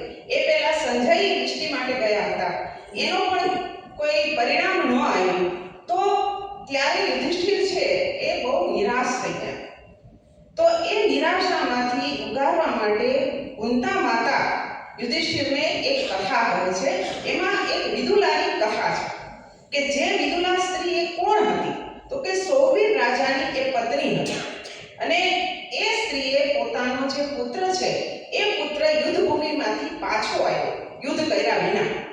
ત્યારે એને યુદ્ધનો મહિમા સમજાવે છે અને યુદ્ધ એ ક્ષત્રિયનો ધર્મ છે. આ વાત આપણે ગીતા સાથે પણ, અર્જુનની સાથે પણ કરી શકીએ કે અર્જુનને પણ જ્યારે હતોત્સાહ થયો ત્યારે કૃષ્ણ એની પાસે હતા. કોઈને કોઈ માર્ગદર્શક જો પાસે હોય તો ગમે એવા મુશ્કેલ કાર્યની અંદરથી આપણે પાર પડી શકીએ છીએ, સફળતા આપણને મળે છે.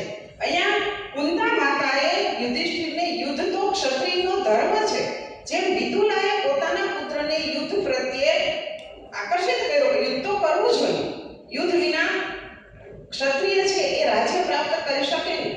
જુગાર રમવો એ તો કપટ નીતિ છે જે શકુની અને દુર્યોધન કરે, પણ યુધિષ્ઠિર છે આવી યુદ્ધની અંદર રાજ્ય છે એ પ્રાપ્ત ન કરે. એટલે એ યુધિષ્ઠિરને રાજ્ય પ્રાપ્ત કરવા માટે થઈને જે આ કથા કહેવામાં આવી એમાં યુદ્ધનું મહત્વ અને પોતાના પુત્ર જો નિરાશ થઈ ગયેલો આવો જે પુત્ર છે એ જ્યારે પોતાના કોઈ પણ પ્રશ્નો હોય એ પ્રશ્ન આજના સમયની અંદર પણ જો પોતાની માતા અથવા એના પિતાની સમક્ષ રજૂ કરે તો આજે જે યુવાનો નાસીપાસ થઈ અને આત્મહત્યાના માર્ગે વળે છે એમાંથી ઘણા બધા એ પાછા વળી શકે. પણ પોતાનો જે પ્રશ્ન છે એ પ્રશ્ન એને બીજાને કહેવો જોઈએ. માતા છે, પિતા છે, કોઈ પણ તમે કહી શકો તમારા મનની મૂંઝવણ છે એ અર્જુને કૃષ્ણને પણ ન કહ્યું હોત તો પણ અર્જુન ભાગી જ ગયો સીધો કે યુદ્ધ કરવું જ નથી મારે. પણ પોતાના મનની અંદરની જે સ્થિતિ હતી એ એને કૃષ્ણ સમક્ષ વર્ણવી તો કૃષ્ણએ એના માર્ગદર્શક બન્યા, એના પથ પ્રદર્શક બન્યા. પણ જો મનની મૂંઝવણ બીજાને કહીએ જ નહીં તો કોઈ દિવસ કોઈ પ્રશ્નનું નિરાકરણ થઈ શકતું નથી. આવી વિદુલાની એક કથા છે, એમાંથી સ્ત્રીઓએ આજના સમયની અંદર જે સ્ત્રીઓ છે એ સ્ત્રીઓએ પણ પોતાના પુત્રને માર્ગદર્શન આપવું જોઈએ અને કર્મ પ્રત્યે એને વિમુખ કરવા જોઈએ. કર્મથી વિમુખ કરવાની વાત નથી. આ ક્યારે આવે? જો એ કથા કંઈ મહાભારત કે શાસ્ત્રોનું જ્ઞાન હશે, આવી વાર્તાઓ ક્યાંયથી સાંભળી હશે તો એને આ વિષયની માહિતી છે એ મળશે. બીજી એક મારે એક સ્ત્રીની વાત કરવી છે. આપણે સાવિત્રી અને સત્યવાનની કથા આપણે બધા જાણીએ છીએ કે સત્યવાન અને સાવિત્રી એ સાવિત્રીની કથામાં નથી કે પણ સાવિત્રી એક એવી સ્ત્રી છે કે જે પોતાના મનનો સંકલ્પ છે એને જ્યારે એને પતિ તરીકે સત્યવાનને પ્રાપ્ત કર્યો, વરણ કર્યું, ત્યારે નારદ મુનિ કહે છે કે આ પતિ આ જે રાજકુમાર છે એનું આયુષ્ય માત્ર 1 વર્ષનું છે. 1 વર્ષ પછી એનું મૃત્યુ થવાનું છે. એટલે પિતા કહે છે કે હું ગમે આવા પુરુષની સાથે, આવા રાજકુમાર સાથે મારી રાજકુમારી જે છે, મારી જે પુત્રી છે એના વિવાહ હું કરીશ નહીં. ત્યારે સાવિત્રી એને જવાબ આપે છે કે વરણ માત્ર એક જ વખત થાય પતિનું અને મેં એ સત્યવાનને પસંદ કર્યો છે એટલે સત્યવાન સિવાય હું બીજા કોઈ પુરુષ સાથે વિવાહ કરીશ નહીં. ભલે એનું આયુષ્ય માત્ર 1 વર્ષનું હોય, પણ એ સાવિત્રીનો જે દ્રઢ સંકલ્પ હતો એ આજની પેઢીની અંદર પણ જ્યારે એ સમયની અંદર પણ સાવિત્રીને એના પિતાએ એટલી છૂટ આપી હતી કે તારું આખા દેશની અંદર ભ્રમણ કરીને તારે યોગ્ય પતિની તું શોધ કર. અને સાવિત્રીએ એ પતિની શોધ કરી હતી. પણ એ પતિની શોધ કર્યા પછી એને આજીવન નિભાવવાની જે વાત છે એ અહીંયા સાવિત્રીની અંદર આપણને જોવા મળે છે. પછી એ પુરુષ ગમે તેવો હોય પણ હું એનો આયુષ્ય સાથે મને કોઈ સંબંધ નથી, હું એને સાથે વિવાહ કરીશ. મારામાં એટલી શક્તિ છે, સ્ત્રીની અંદર એટલું આત્મબળ છે કે પોતાના પતિને એ યમના દ્વારથી પાછી લઈ આવે છે. અને યમ અને સાવિત્રી વચ્ચેનો જે મહાભારતની અંદર સંવાદ બતાવવામાં આવેલો છે કે સત્ય શું છે એ સમજાવે છે, ધર્મ શું છે એ સમજાવે છે. અને યમરાજા એટલા બધા ખુશ થઈ ગયા કે સાવિત્રીને કહે છે કે હું તને વરદાન આપું છું, તું મારી પાસેથી 4 વરદાન માંગ. તો એ વરદાનની અંદર સાવિત્રી શું માંગે છે? એના પિતાનું કંઈ જ માંગતી નથી. જે માંગે છે એના પતિનું માંગે છે. એના સસુર ગૃહે જે છે રાજ્ય છે એ પાછું મળે, ગુમાવેલી દ્રષ્ટિ છે એ પાછી મળે. અને પછી એક વરદાનની અંદર માગે છે કે મારા પિતાને ત્યાં પણ એક પુત્રની પ્રાપ્તિ થાય. ચોથા વરદાનની અંદર માગ્યું સાવિત્રી કેવું ક્રમશઃ માગે છે. પહેલી જ વખત પોતાના માટે પુત્ર ન માગે, પછી ચોથા વરદાનની અંદર એને માગ્યું કે મને પુત્રની પ્રાપ્તિ થાય. હવે યમરાજ કહે છે કે સત્યવાન તો મૃત્યુ પામ્યો છે, તો કેવી રીતે તને પુત્રની પ્રાપ્તિ કરાવવી? ત્યારે એના આત્મબળથી સાવિત્રીએ પોતાના પતિને પુનર્જીવિત કર્યો અને પોતે યમરાજ પાસેથી પોતાના પતિને પાછી લઈ આવી. આવી જે સાવિત્રીની કથાની અંદરથી આપણને જે એનામાં દ્રઢ સંકલ્પ શક્તિ હતી, આ જે ગુણ છે એ ગુણ એમાંથી આપણે ગ્રહણ કરવાનો છે. વાર્તાઓ છે એ માત્ર વાર્તાઓ નથી, એ બોધ કથાઓ છે. કંઈક ને કંઈક આપણને આપે છે. હિતોપદેશની મિત્રલાભની કેટલી બધી વાર્તાઓ છે. પંચતંત્રની આપણને એમ થાય કે પશુ અને પક્ષીઓની વાર્તાઓ છે, પણ એ પશુ અને પક્ષીઓની વાર્તાની અંદરથી આપણને કેટલું બધું જ્ઞાન છે એ પ્રાપ્ત થાય છે. વિશ્વાસ કોનો કરવો, કોનો વિશ્વાસ ન કરવો, કે વ્યક્તિઓ કેવી છે, કેવી રીતે એને ઓળખવી. મહાભારત તો રાજનીતિ પણ શીખવે છે કે રાજા કેવો હોવો જોઈએ, રાજાએ કોની સાથે મિત્રતા કરવી, કોની સાથે શત્રુતા કરવી, ક્યારે કોને મિત્ર બનાવવો, ક્યારે કોને શત્રુ બનાવવો. આ બધી કથા આપણને મહાભારતમાં જે વધારાની કથાઓ, મહાભારતની મૂળ કથાની સાથે જેને કોઈ સંબંધ નથી એવી કથાઓ આપણને આ બધું શીખવે છે. એટલે હજી એક મારે એક વાત કરવી છે શકુંતલાની, કે જે શકુંતલા મહાભારતની કથા સાથે નહીં, પણ એ શકુંતલા છે એના મહાભારતની કથાની શકુંતલા અને એના આધારે તો પછી કાલિદાસે અભિજ્ઞાન શાકુંતલ નામનું એક વિશ્વ પ્રસિદ્ધ એવું શ્રેષ્ઠ નાટક લખેલું છે. એ બંનેની કથા વસ્તુની અંદર ઘણો બધો તફાવત આપણને જોવા મળે કે જે કાલિદાસે તો જે નથી એ પણ મહાભારતમાં નથી, એ પોતાની કૃતિની અંદર બતાવ્યું છે નાટકની અંદર. તો એ જે શકુંતલા છે એ શકુંતલા જ્યારે એને દુષ્યંતે શકુંતલાને જોઈ ત્યારે દુષ્યંત છે એની સાથે વિવાહની યાચના કરે છે. ત્યારે શકુંતલા એને જવાબ આપે છે કે નહિ સ્ત્રી સ્વાતંત્ર્ય માર્ગસી, સ્ત્રી સ્વાતંત્ર્ય એની યોગ્ય નથી. એ અર્થની અંદર એટલે મને કોઈ આઝાદી નથી એવો કોઈ અર્થ નથી એનો, પણ મારે જ્યારે મારા જીવન વિશે કોઈ નિર્ણય લેવો હશે તો હું મારા પિતાને પૂછીને કરીશ. આજની પેઢીએ આ ખૂબ વિચારવા જેવો પ્રશ્ન છે કે આજની પેઢીએ ગમે તે માતા પિતાની જાણ વગર વિવાહ કરી લેવા, ભાગી જવું, એ જે શીખવે છે એ શકુંતલા એવો જવાબ આપે છે કે હું પરવશ છું, વિવાહની બાબતની અંદર હું સ્વતંત્ર નથી, બીજા નિર્ણય હું લઈ શકીશ પણ વિવાહ તો મારા પિતા કહેશે ત્યાં કરીશ. આ જ વાત કાલિદાસ પણ અભિજ્ઞાન શાકુંતલની અંદર કહે છે. શકુંતલા કહે છે, શકુંતલા નથી બોલતી પણ એની જે સખીઓ છે પ્રિયંવદા અને અનસૂયા એ એવી વાત કરે છે કે પિતાના વિવાહ કરાવશે પણ એ વિવાહ ક્યાં કરવા એ પિતા નક્કી કરશે. શકુંતલા નહીં કહે એના વિવાહ ક્યાં કરે. પછી તો આખી કથામાં બને છે કે દુષ્યંત સાથેના વિવાહ થયા. એટલે આ બધી જે કથાઓ છે એ શકુંતલા જે એક સ્ત્રી છે એ સ્ત્રી કેવી હોવી જોઈએ. પછી જ્યારે દુષ્યંત છે એ દુષ્યંત એનો અસ્વીકાર કર્યો, વિવાહ થઈ ગયા, ભૂલી ગયો, એ બધી કથા મહાભારતની અંદર નથી, પણ એને વિવાહ થઈ ગયા પછી એની પાસે એને બોલાવતો નથી. ત્યારે શકુંતલા સામેથી પતિગૃહે જાય છે, એના પિતા એને વળાવે છે. ત્યારે શકુંતલા છે એ દુષ્યંતની સાથે જે સંવાદ કરે છે કે પતિ કેવા છે, તમે કેવા છો અને મારી ઉપર આક્ષેપ નાખો છો. એ દુષ્યંત આક્ષેપ કરે છે કે તું તો સ્ત્રી તો કેવી છે કે ખરાબ હોય છે સ્ત્રી, એ કે પુરુષોને લલચાવતી હોય છે, એવી સ્ત્રીઓ હોય છે. તો કે તમે એક મારી ભૂલને કારણે સમસ્ત સ્ત્રી જાતિ ઉપર તમે કોઈ પણ પ્રકારનો આક્ષેપ કરી શકો નહીં. આવી સ્વતંત્રતા એ સમયે શકુંતલામાં બોલવાની, સામો પ્રશ્ન કરવાની પણ એનામાં આવડત છે. એ કરે છે પ્રશ્ન, પણ એ પ્રશ્ન કેવા છે બહુ જેને કહેવાય ને કે ધર્મ અને ધ્યાનમાં રાખી ઉછાછના પણ એની અંદર જોવા નથી પડતું. સ્વતંત્ર છે પણ સ્વચ્છંદ નથી. શકુંતલા નિર્ણય સ્વતંત્ર હતો. પિતાના વિવાહ, પિતાની ગેરહાજરીમાં જ વિવાહ થયા. ગાંધર્વ વિવાહ એ ક્ષત્રિયો માટે શ્રેષ્ઠ છે એવું છે દુષ્યંત કહે છે, બંનેના વિવાહ થયા. પણ એની અંદર જે શકુંતલા જે શબ્દો બોલે છે એ શબ્દોની અંદર ક્યાંય આપણને ઉચ્છૃંખલતા છે એ જોવા મળતી નથી. એ આજની પેઢીએ વડીલો સાથે કેમ વાત કરવી, કેવું વર્તન કરવું, કેવો વ્યવહાર કરવો, એ શકુંતલાની કથા છે એ આપણને શીખવે છે.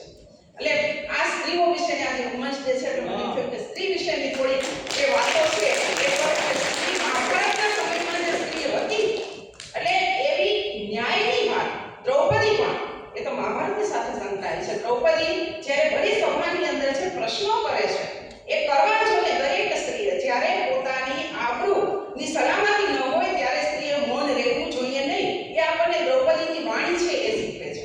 દ્રૌપદી જો મૂંગે મોઢે સહન કર્યું હોત, દુશાસને એના વસ્ત્ર ખેંચ્યા ત્યારે કંઈ ન બોલી હોત તો એનું પરિણામ કંઈક જુદું આવ્યું હોત. પણ ત્યારે દ્રૌપદી મૌન નથી રહેતી.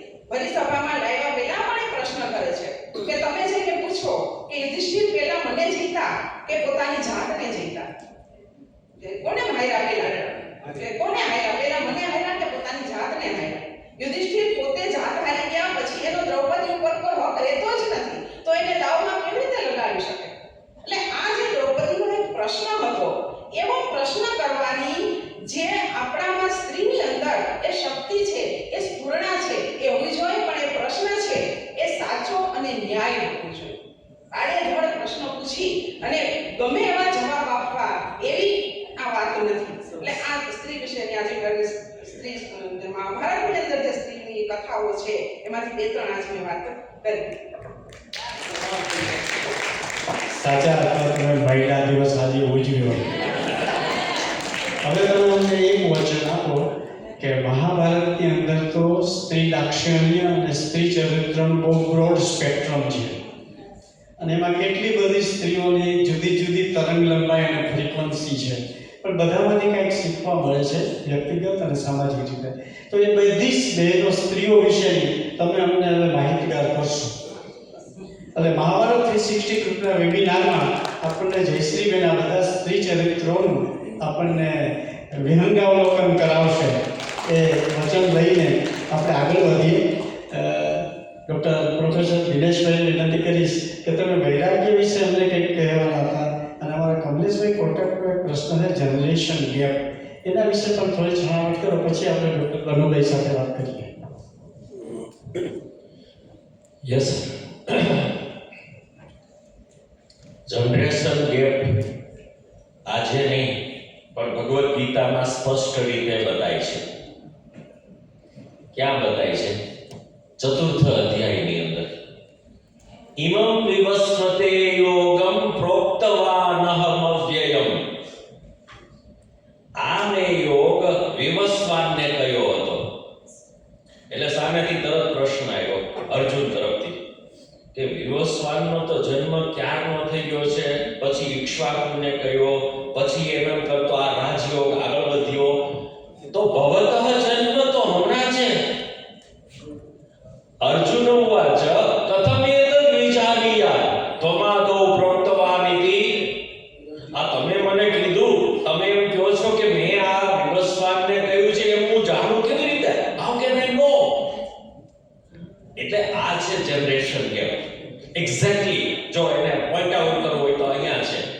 પણ ભગવાન કહે છે, સાંભળો આગળ શું કહે છે કે બહુની મે વ્યતીતાની. સાહેબ અહીંયા એક જ જગ્યાએ આ સ્પષ્ટ રીતે એ જેવું કહે છે કારણ કે જનરેશન ગેપ વાળા ઓલવેઝ તમને એ કહેશે, ક્વેશ્ચન કરશે, તમારી સામે ક્વેરી કરશે.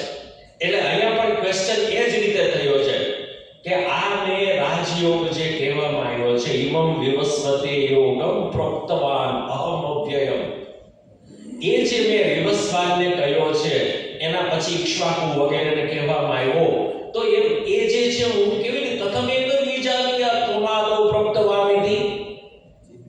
આજની પેઢીને આ વંચાવા જેવું છે.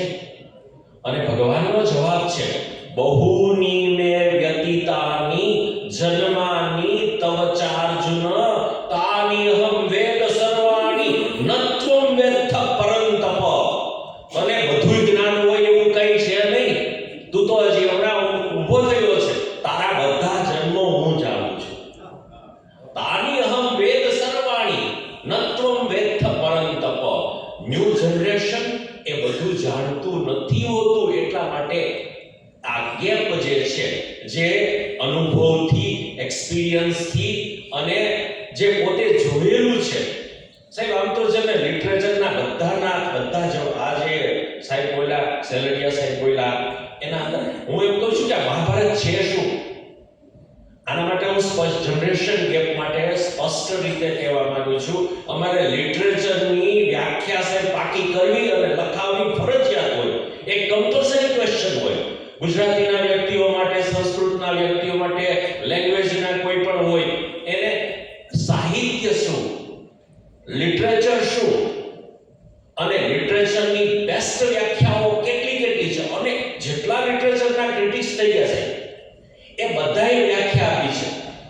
અને જે છે મેક્સ મુલરથી લઈને મહાભારત માટે લખવામાં આવ્યું છે, મૌરિશે લખેલું છે, બધા જે લિટરેચર ઇન્ડિયન હિસ્ટ્રી જે ઇંગ્લિશ લખાયેલી છે, સંસ્કૃત હિસ્ટ્રી પણ લખાયેલી છે, એ બધાને આપણે જો ધ્યાનમાં લઈએ તો મહાભારત છે શું?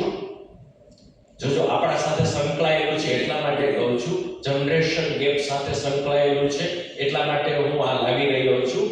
એ કહે છે વોટ ઇઝ લિટરેચર, સાહિત્ય શું છે? સાહિત્યની બહુ સરસ મજાની વ્યાખ્યા મને અત્યાર સુધીમાં ગમી છે એ હું કહી રહ્યો છું. Literature is a vital record, vital, VITAL, vital record of what men have seen in their lives, what they have experienced, and what they have thought of those aspects of life which is a prominent, relevant, valuable, useful effect in our day to day, in single day, what we are using. It is valuable and useful, the information which they have seen, which they have experienced, and which they have thought as the permanent effect and has the permanent value and relevance in our lives. આનું નામ કહેવાય literature. અને આ જે છે literature એ classic literature સિવાય ક્યાંય પણ નથી આવતું. અને મહાભારત એ આપણું એ વિન્ટર નીડ્સ તો એમ કહે છે મહાભારત એ કોઈ લિટરેચર નથી, એ તો સમગ્ર વાગ્મય જે છે ને એ મહાભારત છે. હવે આપણા પ્રશ્ન ઉપર આવીએ, વૈરાગ્ય ઉપર આવીએ. વૈરાગ્ય, મને તરત ગાંધીજી યાદ આવી ગયા અને ગાંધીજીએ એક સરસ મજાની નાની એવી બુકલેટ લખી છે, અનાસક્તિ યોગ. મહાદેવભાઈ અને બંને મેં ટ્રાન્સલેશન ટેકનિક્સ ઉપર એમફિલ સાઇન કરેલું હતું અને ત્યારે મેં મહાદેવભાઈ દેસાઈના બધા સેમ્પલ્સ ટ્રાન્સલેશનના લીધેલા હતા. અમે એમને તપાસ્યા હતા, એમાં એક્સલન્સીસ અમે શોધી હતી. તો આ જ્યારે અનાશક્તિ યોગની વાત આવી ત્યારે ગાંધીને બંને બેઠા મહાદેવભાઈ અને he was translating into English કે અનાશક્તિ યોગને મારે ટ્રાન્સલેશન કરવું છે અને એમણે લખ્યું detachment. Gandhi said no, it is not detachment. તો શું છે? તો કે શબ્દ લખો non attachment. સાહેબ આમાં બધો જવાબ આવી ગયો, ખરેખર આવી ગયો. અને હું તમને શાંતિ પર્વની અંદરથી અને બીજા વૈવસ્વત પુરાણની અંદરથી એક વાર્તા આપ સર્વે જાણતા જશો વૈરાગ્ય માટે. આમ તો ખરેખર ગવર્નિંગ જે પાવર છે, માઇન્ડ શું કરે છે, મન આપણું શું કરે છે, હું જોજો લઈ જઈ રહ્યો છું અને ભાઈ આપ્યું છે, વિરેન્દ્રભાઈ આપેલું છે વૈરાગ્ય એટલે શું? વોટ ઇઝ વૈરાગ્ય? હું કહીશ પેલા રાગ એટલે ખબર છે આપણને, વૈરાગ્ય તો ના ખબર પણ રાગ તો ખબર જ છે આપણને બધાને, બરાબર છે? આપણી જે મોટિવેશનલ ફેક્ટર છે, જે આપણને ગવર્ન કરી રહ્યું છે, શું છે? Likes and dislikes. આ બે જ વસ્તુ આપણને ચલાવે છે, ચાલક બળ છે. એ લાઇક્સ અને ડિસલાઇક્સ છે. શાંતિ પર્વમાં સુગ્ન શ્રોતાઓ અને સુગ્ન મહાનુભાવો એ બેઠેલા છે, એ બધા જ જાણે છે કે શાંતિ પર્વમાં આના વિશે ડિટેલમાં માહિતી આપવામાં આવી છે શ્રીમદ મહાભારતની અંદર. તો ત્યાં એક સરસ મજાની વાર્તા છે અને કદાચ ઘણા બધા સુગ્ન શ્રોતાઓ આ જાણતા પણ હશે કે એક વખતે દુર્વાસા ઋષિ એ યમુના કિનારા ઉપર આવીને આસન જમાવીને બેઠા. ગોપીઓએ જોયું કે સામે કિનારે કૃષ્ણ ભગવાનના ગુરુદેવ પધાર્યા છે અને આપણે જો એ અતિથિનું સ્વાગત નહીં કરીએ, વેલકમ નહીં કરીએ અને ભોજન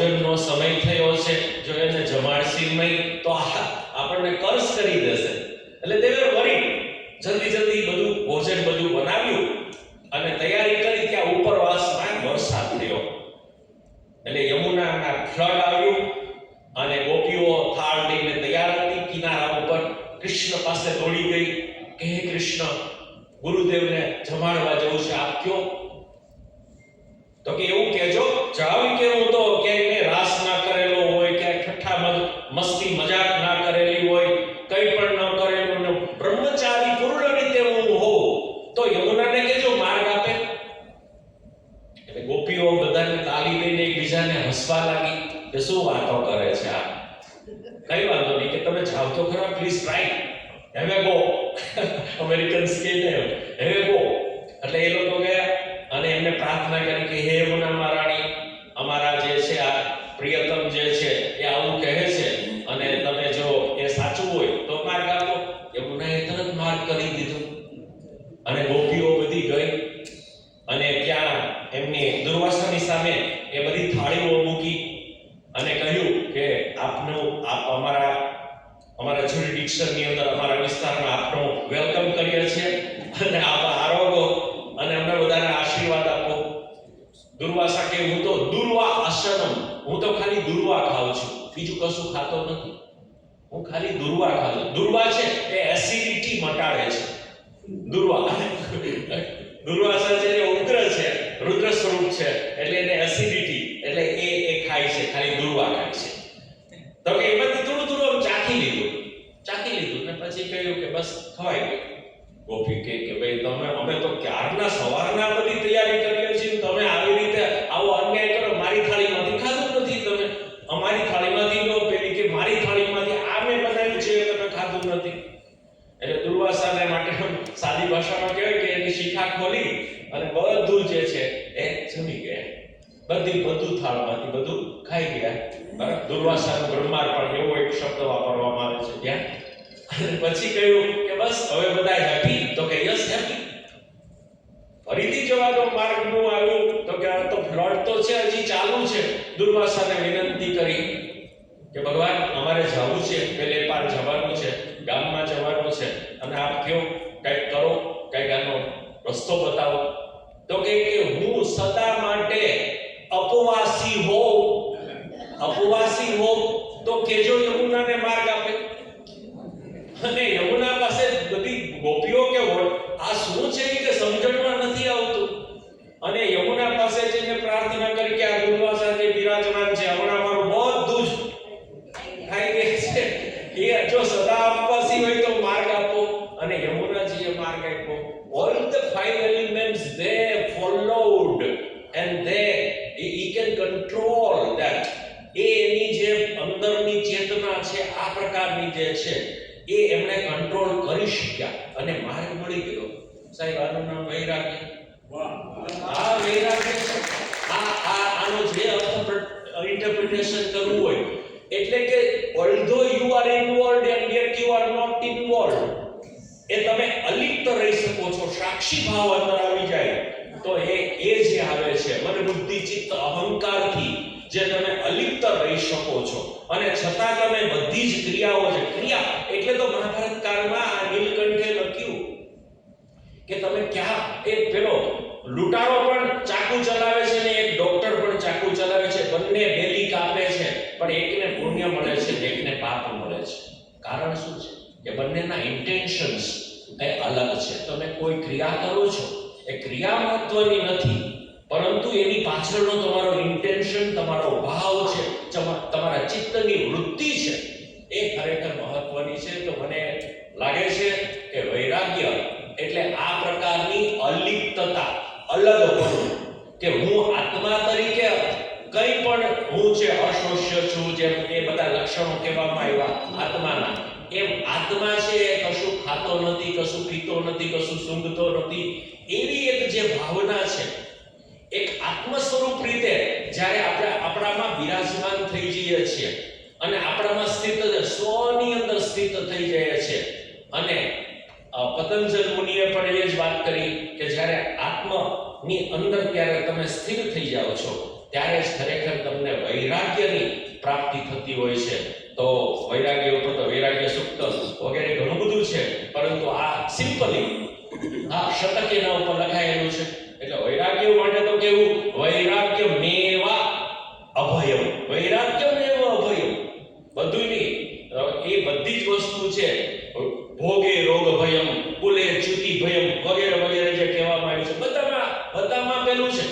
વૈરાગ્યમેવા અભયમ.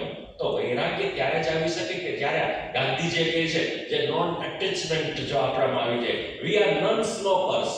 સ્મોક તો બચું પણ કરતો પણ વી આર નોન સ્મોકર્સ છે. એ ભાવ આવી જાય તો વૈરાગ્ય છે. Thank you sir. ખૂબ સરસ, ખૂબ સરસ. વૈરાગ્ય આપણો ચાનો સમય થઈ ગયો છે એટલે કદાચ આપણે ત્યાં ડાયસ ઉપર રાખવામાં બોક્સ છે, ત્યાં રાખી દઈએ બધા પ્રશ્નો જેને હોય. વૈરાગ્યની વાત કરતા કરતા એમણે પાછી ચાવી આપણને એમ કે હમણાં તાળું ખુલી જશે, એમણે તાળું બંધ જ રાખ્યું અને કીધું કે ચાવી પછી આગળ છે. તો એને એમ કીધું સાક્ષી ભાવમાં ભરેલી છે. બલભાઈ આ પાછું તકલીફ એટલે પાછું એને ખો આપી દીધી કે હવે સાક્ષી ભાવમાં જવું પડશે. તો સાક્ષી ભાવ શું છે એ અમને કહો.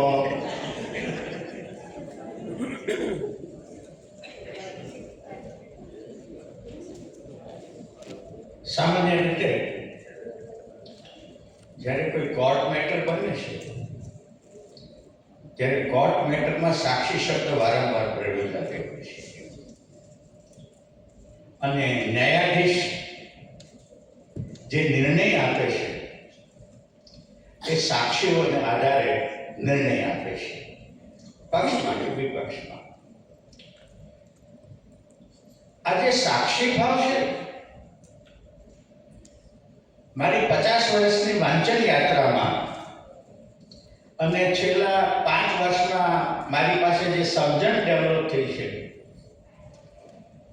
એ સમગ્ર અધ્યાત્મ જગતનું રહસ્ય જો એક જ શબ્દમાં કહેવાનું હોય તો એ છે સાક્ષી. આના કરતા વધારે અધ્યાત્મ બીજું કઈ છે જ નહીં. આ સાક્ષી ભાવ એટલે શું? સામાન્ય રીતે આપણે જેને જગત કહીએ છીએ એ 3 વસ્તુનો સરવાળો છે. વસ્તુ વત્તા વ્યક્તિ વત્તા વિચાર. વસ્તુ પ્લસ વ્યક્તિ પ્લસ વિચાર, સાયકોલોજીકલ વાળું, ઇઝ ઇક્વલ ટુ જગત.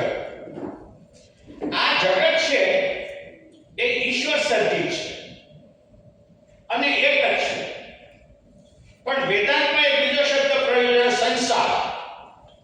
જગત અને સંસાર આ બંને શબ્દોને આપણે પર્યાયવાચી શબ્દો તરીકે વાપરીએ છીએ, પણ હકીકતમાં વેદાંતની અર્થછાયામાં બંને શબ્દો ઉત્તર ધ્રુવ અને દક્ષિણ ધ્રુવ જેટલા વિરોધી શબ્દો છે. જગતનું જે કંઈ સર્જન છે વ્યક્તિ સ્વરૂપે, વસ્તુ સ્વરૂપે અથવા વિચાર સ્વરૂપે એ જગત છે. અને એ જગતમાં જ્યારે આપણે આપણી જરૂરિયાતનું આરોપણ કરીએ છીએ અને આપણી જરૂરિયાતના આરોપણ કર્યા પછી જ્યારે વસ્તુને જોઈએ છે કે આ મેં સોફા સેટને જોયો અને મને મારી વ્યક્તિગત જરૂરિયાતને અનુકૂળ લાગ્યો, તેથી મેં સોફા સેટને સારો કહ્યો. હકીકતમાં મેં સોફા સેટને સારો નથી કહ્યો, મેં મારી અનુકૂળતાને સારી કહી છે. આ વ્યક્તિ વત્તા વસ્તુ વત્તા વિચાર, એમાં હું જ્યારે મારી જરૂરિયાતનું આરોપણ કરીને જોઉં છું ત્યારે મને જગતનું દર્શન નથી થતું, મને સંસારના દર્શન થાય છે. જગત તો માત્ર એક અને એક જ છે, પણ સંસાર જેટલા મન એટલા સંસાર છે. કોઈ બે વ્યક્તિના સંસાર કદી સમાન ન હોઈ શકે. આ સંસાર અલગ છે. એનું કારણ શું? એનું કારણ આપણો સાક્ષી સુષુપ્ત અવસ્થામાં છે. આપણો જે ચેતના છે એ ચેતના સુષુપ્ત અવસ્થામાં છે. ચાલો ટાઈમ થઈ ગયો છે એટલે વિગતની વાત કરો, પણ વાત એ છે કે આપણે જેને જીવન કહીએ છીએ, ખાસ કરીને મનુષ્ય જીવન, બધાની પાસે જીવન છે, પણ આપણે જ્યારે માણસ તરીકે ભેગા થયા છીએ એટલે મનુષ્યના જીવનના સંદર્ભમાં આપણે વાત કરીએ. આ જીવન છે શું? જીવન એક સંભાવના છે. પ્રત્યેક વ્યક્તિ જ્યારે જન્મે છે ત્યારે પોતાની પોતાની એક સંભાવના લઈને જન્મે છે અને આ અંતિમ સંભાવનાનું જે નામ છે એ નામને આપણે પરમાત્મા કહીએ છીએ. જો માણસ પોતાની સંભાવનાને ચરિતાર્થ કરે તો વ્યક્તિમાંથી ઈશ્વર બની શકવાની પૂરેપૂરી સંભાવના જેટલી બુદ્ધમાં છે એટલી મારામાં છે. એમાં કોઈ અસમાનતા નથી. આખી પ્રકૃતિ સમાનવાદને માને છે. હવે આ જે સાક્ષી ભાવ છે ત્યારે આપણે અહંકારને પરિણામે આપણે જગતથી જુદા કર્યા. આપણે આપણી જાતને કેમ બનાવી દીધી? તું કરતા હું નફા પડી ગયો અને એને પરિણામે આપણે આપણી જરૂરિયાતના સંદર્ભમાં વ્યક્તિને, વસ્તુને અને વિચારને જોઈએ છીએ. હકીકતમાં એ વ્યક્તિનું ખૂન છે. મારી દ્રષ્ટિએ કોઈ એક ગુંડો કોઈ એક નિર્દોષનું ખૂન કરે છે તો ખૂન છે, પણ જ્યારે આપણે વ્યક્તિના વ્યક્તિત્વનો સ્વીકાર કર્યા વિના વ્યક્તિને હું મારા જરૂરિયાતના સાધન તરીકે વાપરું છું ત્યારે હું વ્યક્તિના વ્યક્તિત્વનો ખૂની છું. આ મારી સાક્ષી ભાવની જે સુષુપ્ત અવસ્થા છે એનું પરિણામ છે. જ્યારે હું મારી જરૂરિયાતમાંથી ઉપર ઉઠું, શ્રીમદ ભગવદ ગીતા 2 અધ્યાય સ્થિતપ્રજ્ઞના લક્ષણોનો પહેલો શ્લોક, પ્રજહાતિ યદા કામાન સર્વાન પાર્થ મનોગતાન આત્મનિવાત્મના તુષ્ટ સ્થિતપ્રજ્ઞ સદુચ્યતે. હું મારી વાસનામાંથી ઉપર ઉઠું, હું મારા દ્વીપમાંથી મુક્ત થઈને ચૈતન્યના મહાસાગરમાં જ્યારે વિલીન થઈ જાઉં છું ત્યારે આખું અસ્તિત્વ ઈશ્વરમય બની જાય છે અને ત્યારે મારો જે સાક્ષી ભાવ છે એ સાક્ષી ભાવ પરિપૂર્ણ રીતે જાગૃત થયો છે એમ કહી શકાય. અંતમાં 2 નાનકડા ઉદાહરણ દ્વારા વાત પૂરી કરું. આપણે રસ્તા ઉપરના ફૂટપાથ ઉપર આપણે બાકડા ઉપર બેઠા છીએ, શાંતિથી બેઠા છીએ, સાંજના સમય છે. રસ્તા ઉપર ટ્રાફિક જાય છે, આવે છે, આપણે જોઈએ છીએ. એની સાથે આપણો નથી પોઝિટિવ ભાવ કે નથી કોઈ નેગેટિવ ભાવ. અને એ વખતે કોઈ સ્પીડમાં જાય છે, કોઈ ઓછી સ્પીડમાં જાય છે, કોઈ એકબીજા સાથે ટકરાય છે, આપણને એની કોઈ અસર નથી. આપણે તટસ્થતાથી જોઈએ છીએ. આ તટસ્થતાથી જોવું એનું નામ સાક્ષી. આપણે આકાશમાં ઉડતા પક્ષીઓની પંક્તિને જોઈએ છીએ. એ પક્ષીઓની સાથે આપણો કોઈ પોઝિટિવ ભાવ નથી, કોઈ નેગેટિવ ભાવ નથી. માત્ર દ્રષ્ટા થઈને આકાશમાં ઉડતા પક્ષીઓને કે આકાશમાં રહેલા વાદળોને આપણે જોઈએ છીએ. તો એ પક્ષીઓને જોઈને નથી આપણે સુખી થતા કે નથી આપણે દુઃખી થતા. આ જે તટસ્થતાનો ભાવ છે એ સાક્ષી ભાવ છે. થોડા અંદર ઉતરીએ. કાલે ભાઈની સાથે વાત કરતો હતો, એ અમે થોડી ગુંગળામણની વાત કરતા હતા. અત્યારે આ ચિત્ર મારા નજરની સામે છે કે આ મંચ ઉપર અમે અત્યારે 6 વ્યક્તિઓ બેઠા છે. એક સેકન્ડને માટે હું મારી આંખો બંધ કરી દઉં તો આ ચિત્ર મારા મનમાં દેખાય છે અને બધા ચિત્રો દેખાય છે. આ મારા મનમાં રહેલું જે ચિત્ર છે એ ચિત્ર મારા મનમાં છે, પણ હકીકતમાં મારી અંદરનું ચિત્ર નથી, બહારનું ચિત્ર છે. આપણે જેને મન કહીએ છીએ એ બહારના જોયેલા ચિત્રોનો સરવાળો છે. થોડી શૈલી ભાષામાં કહો તો ભૂતકાળમાં જે અનુભવેલી આપણી જે અનુભવો છે એની સ્મૃતિઓ છે અને આપણે મનને આધારે જે કરેલી કલ્પનાઓ છે એ કલ્પનાઓ અને સ્મૃતિઓનો સરવાળો એ મન છે અને એની સાથે આપણી તદાકારતા બંધાયેલી છે. તેથી જગતને જ્યારે જોઈએ છીએ ત્યારે આપણા મનના એંગલથી જોઈએ છીએ. આ મનના એંગલથી મુક્ત થઈને જોવું એનું નામ સાક્ષી ભાવ.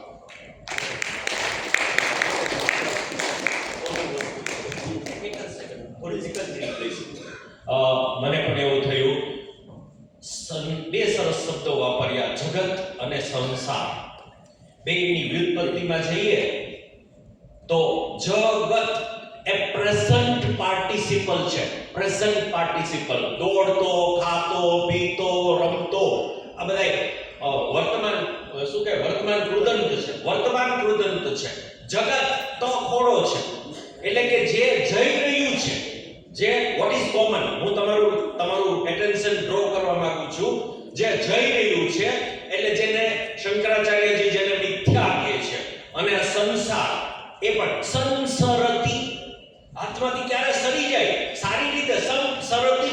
સંસારઃ.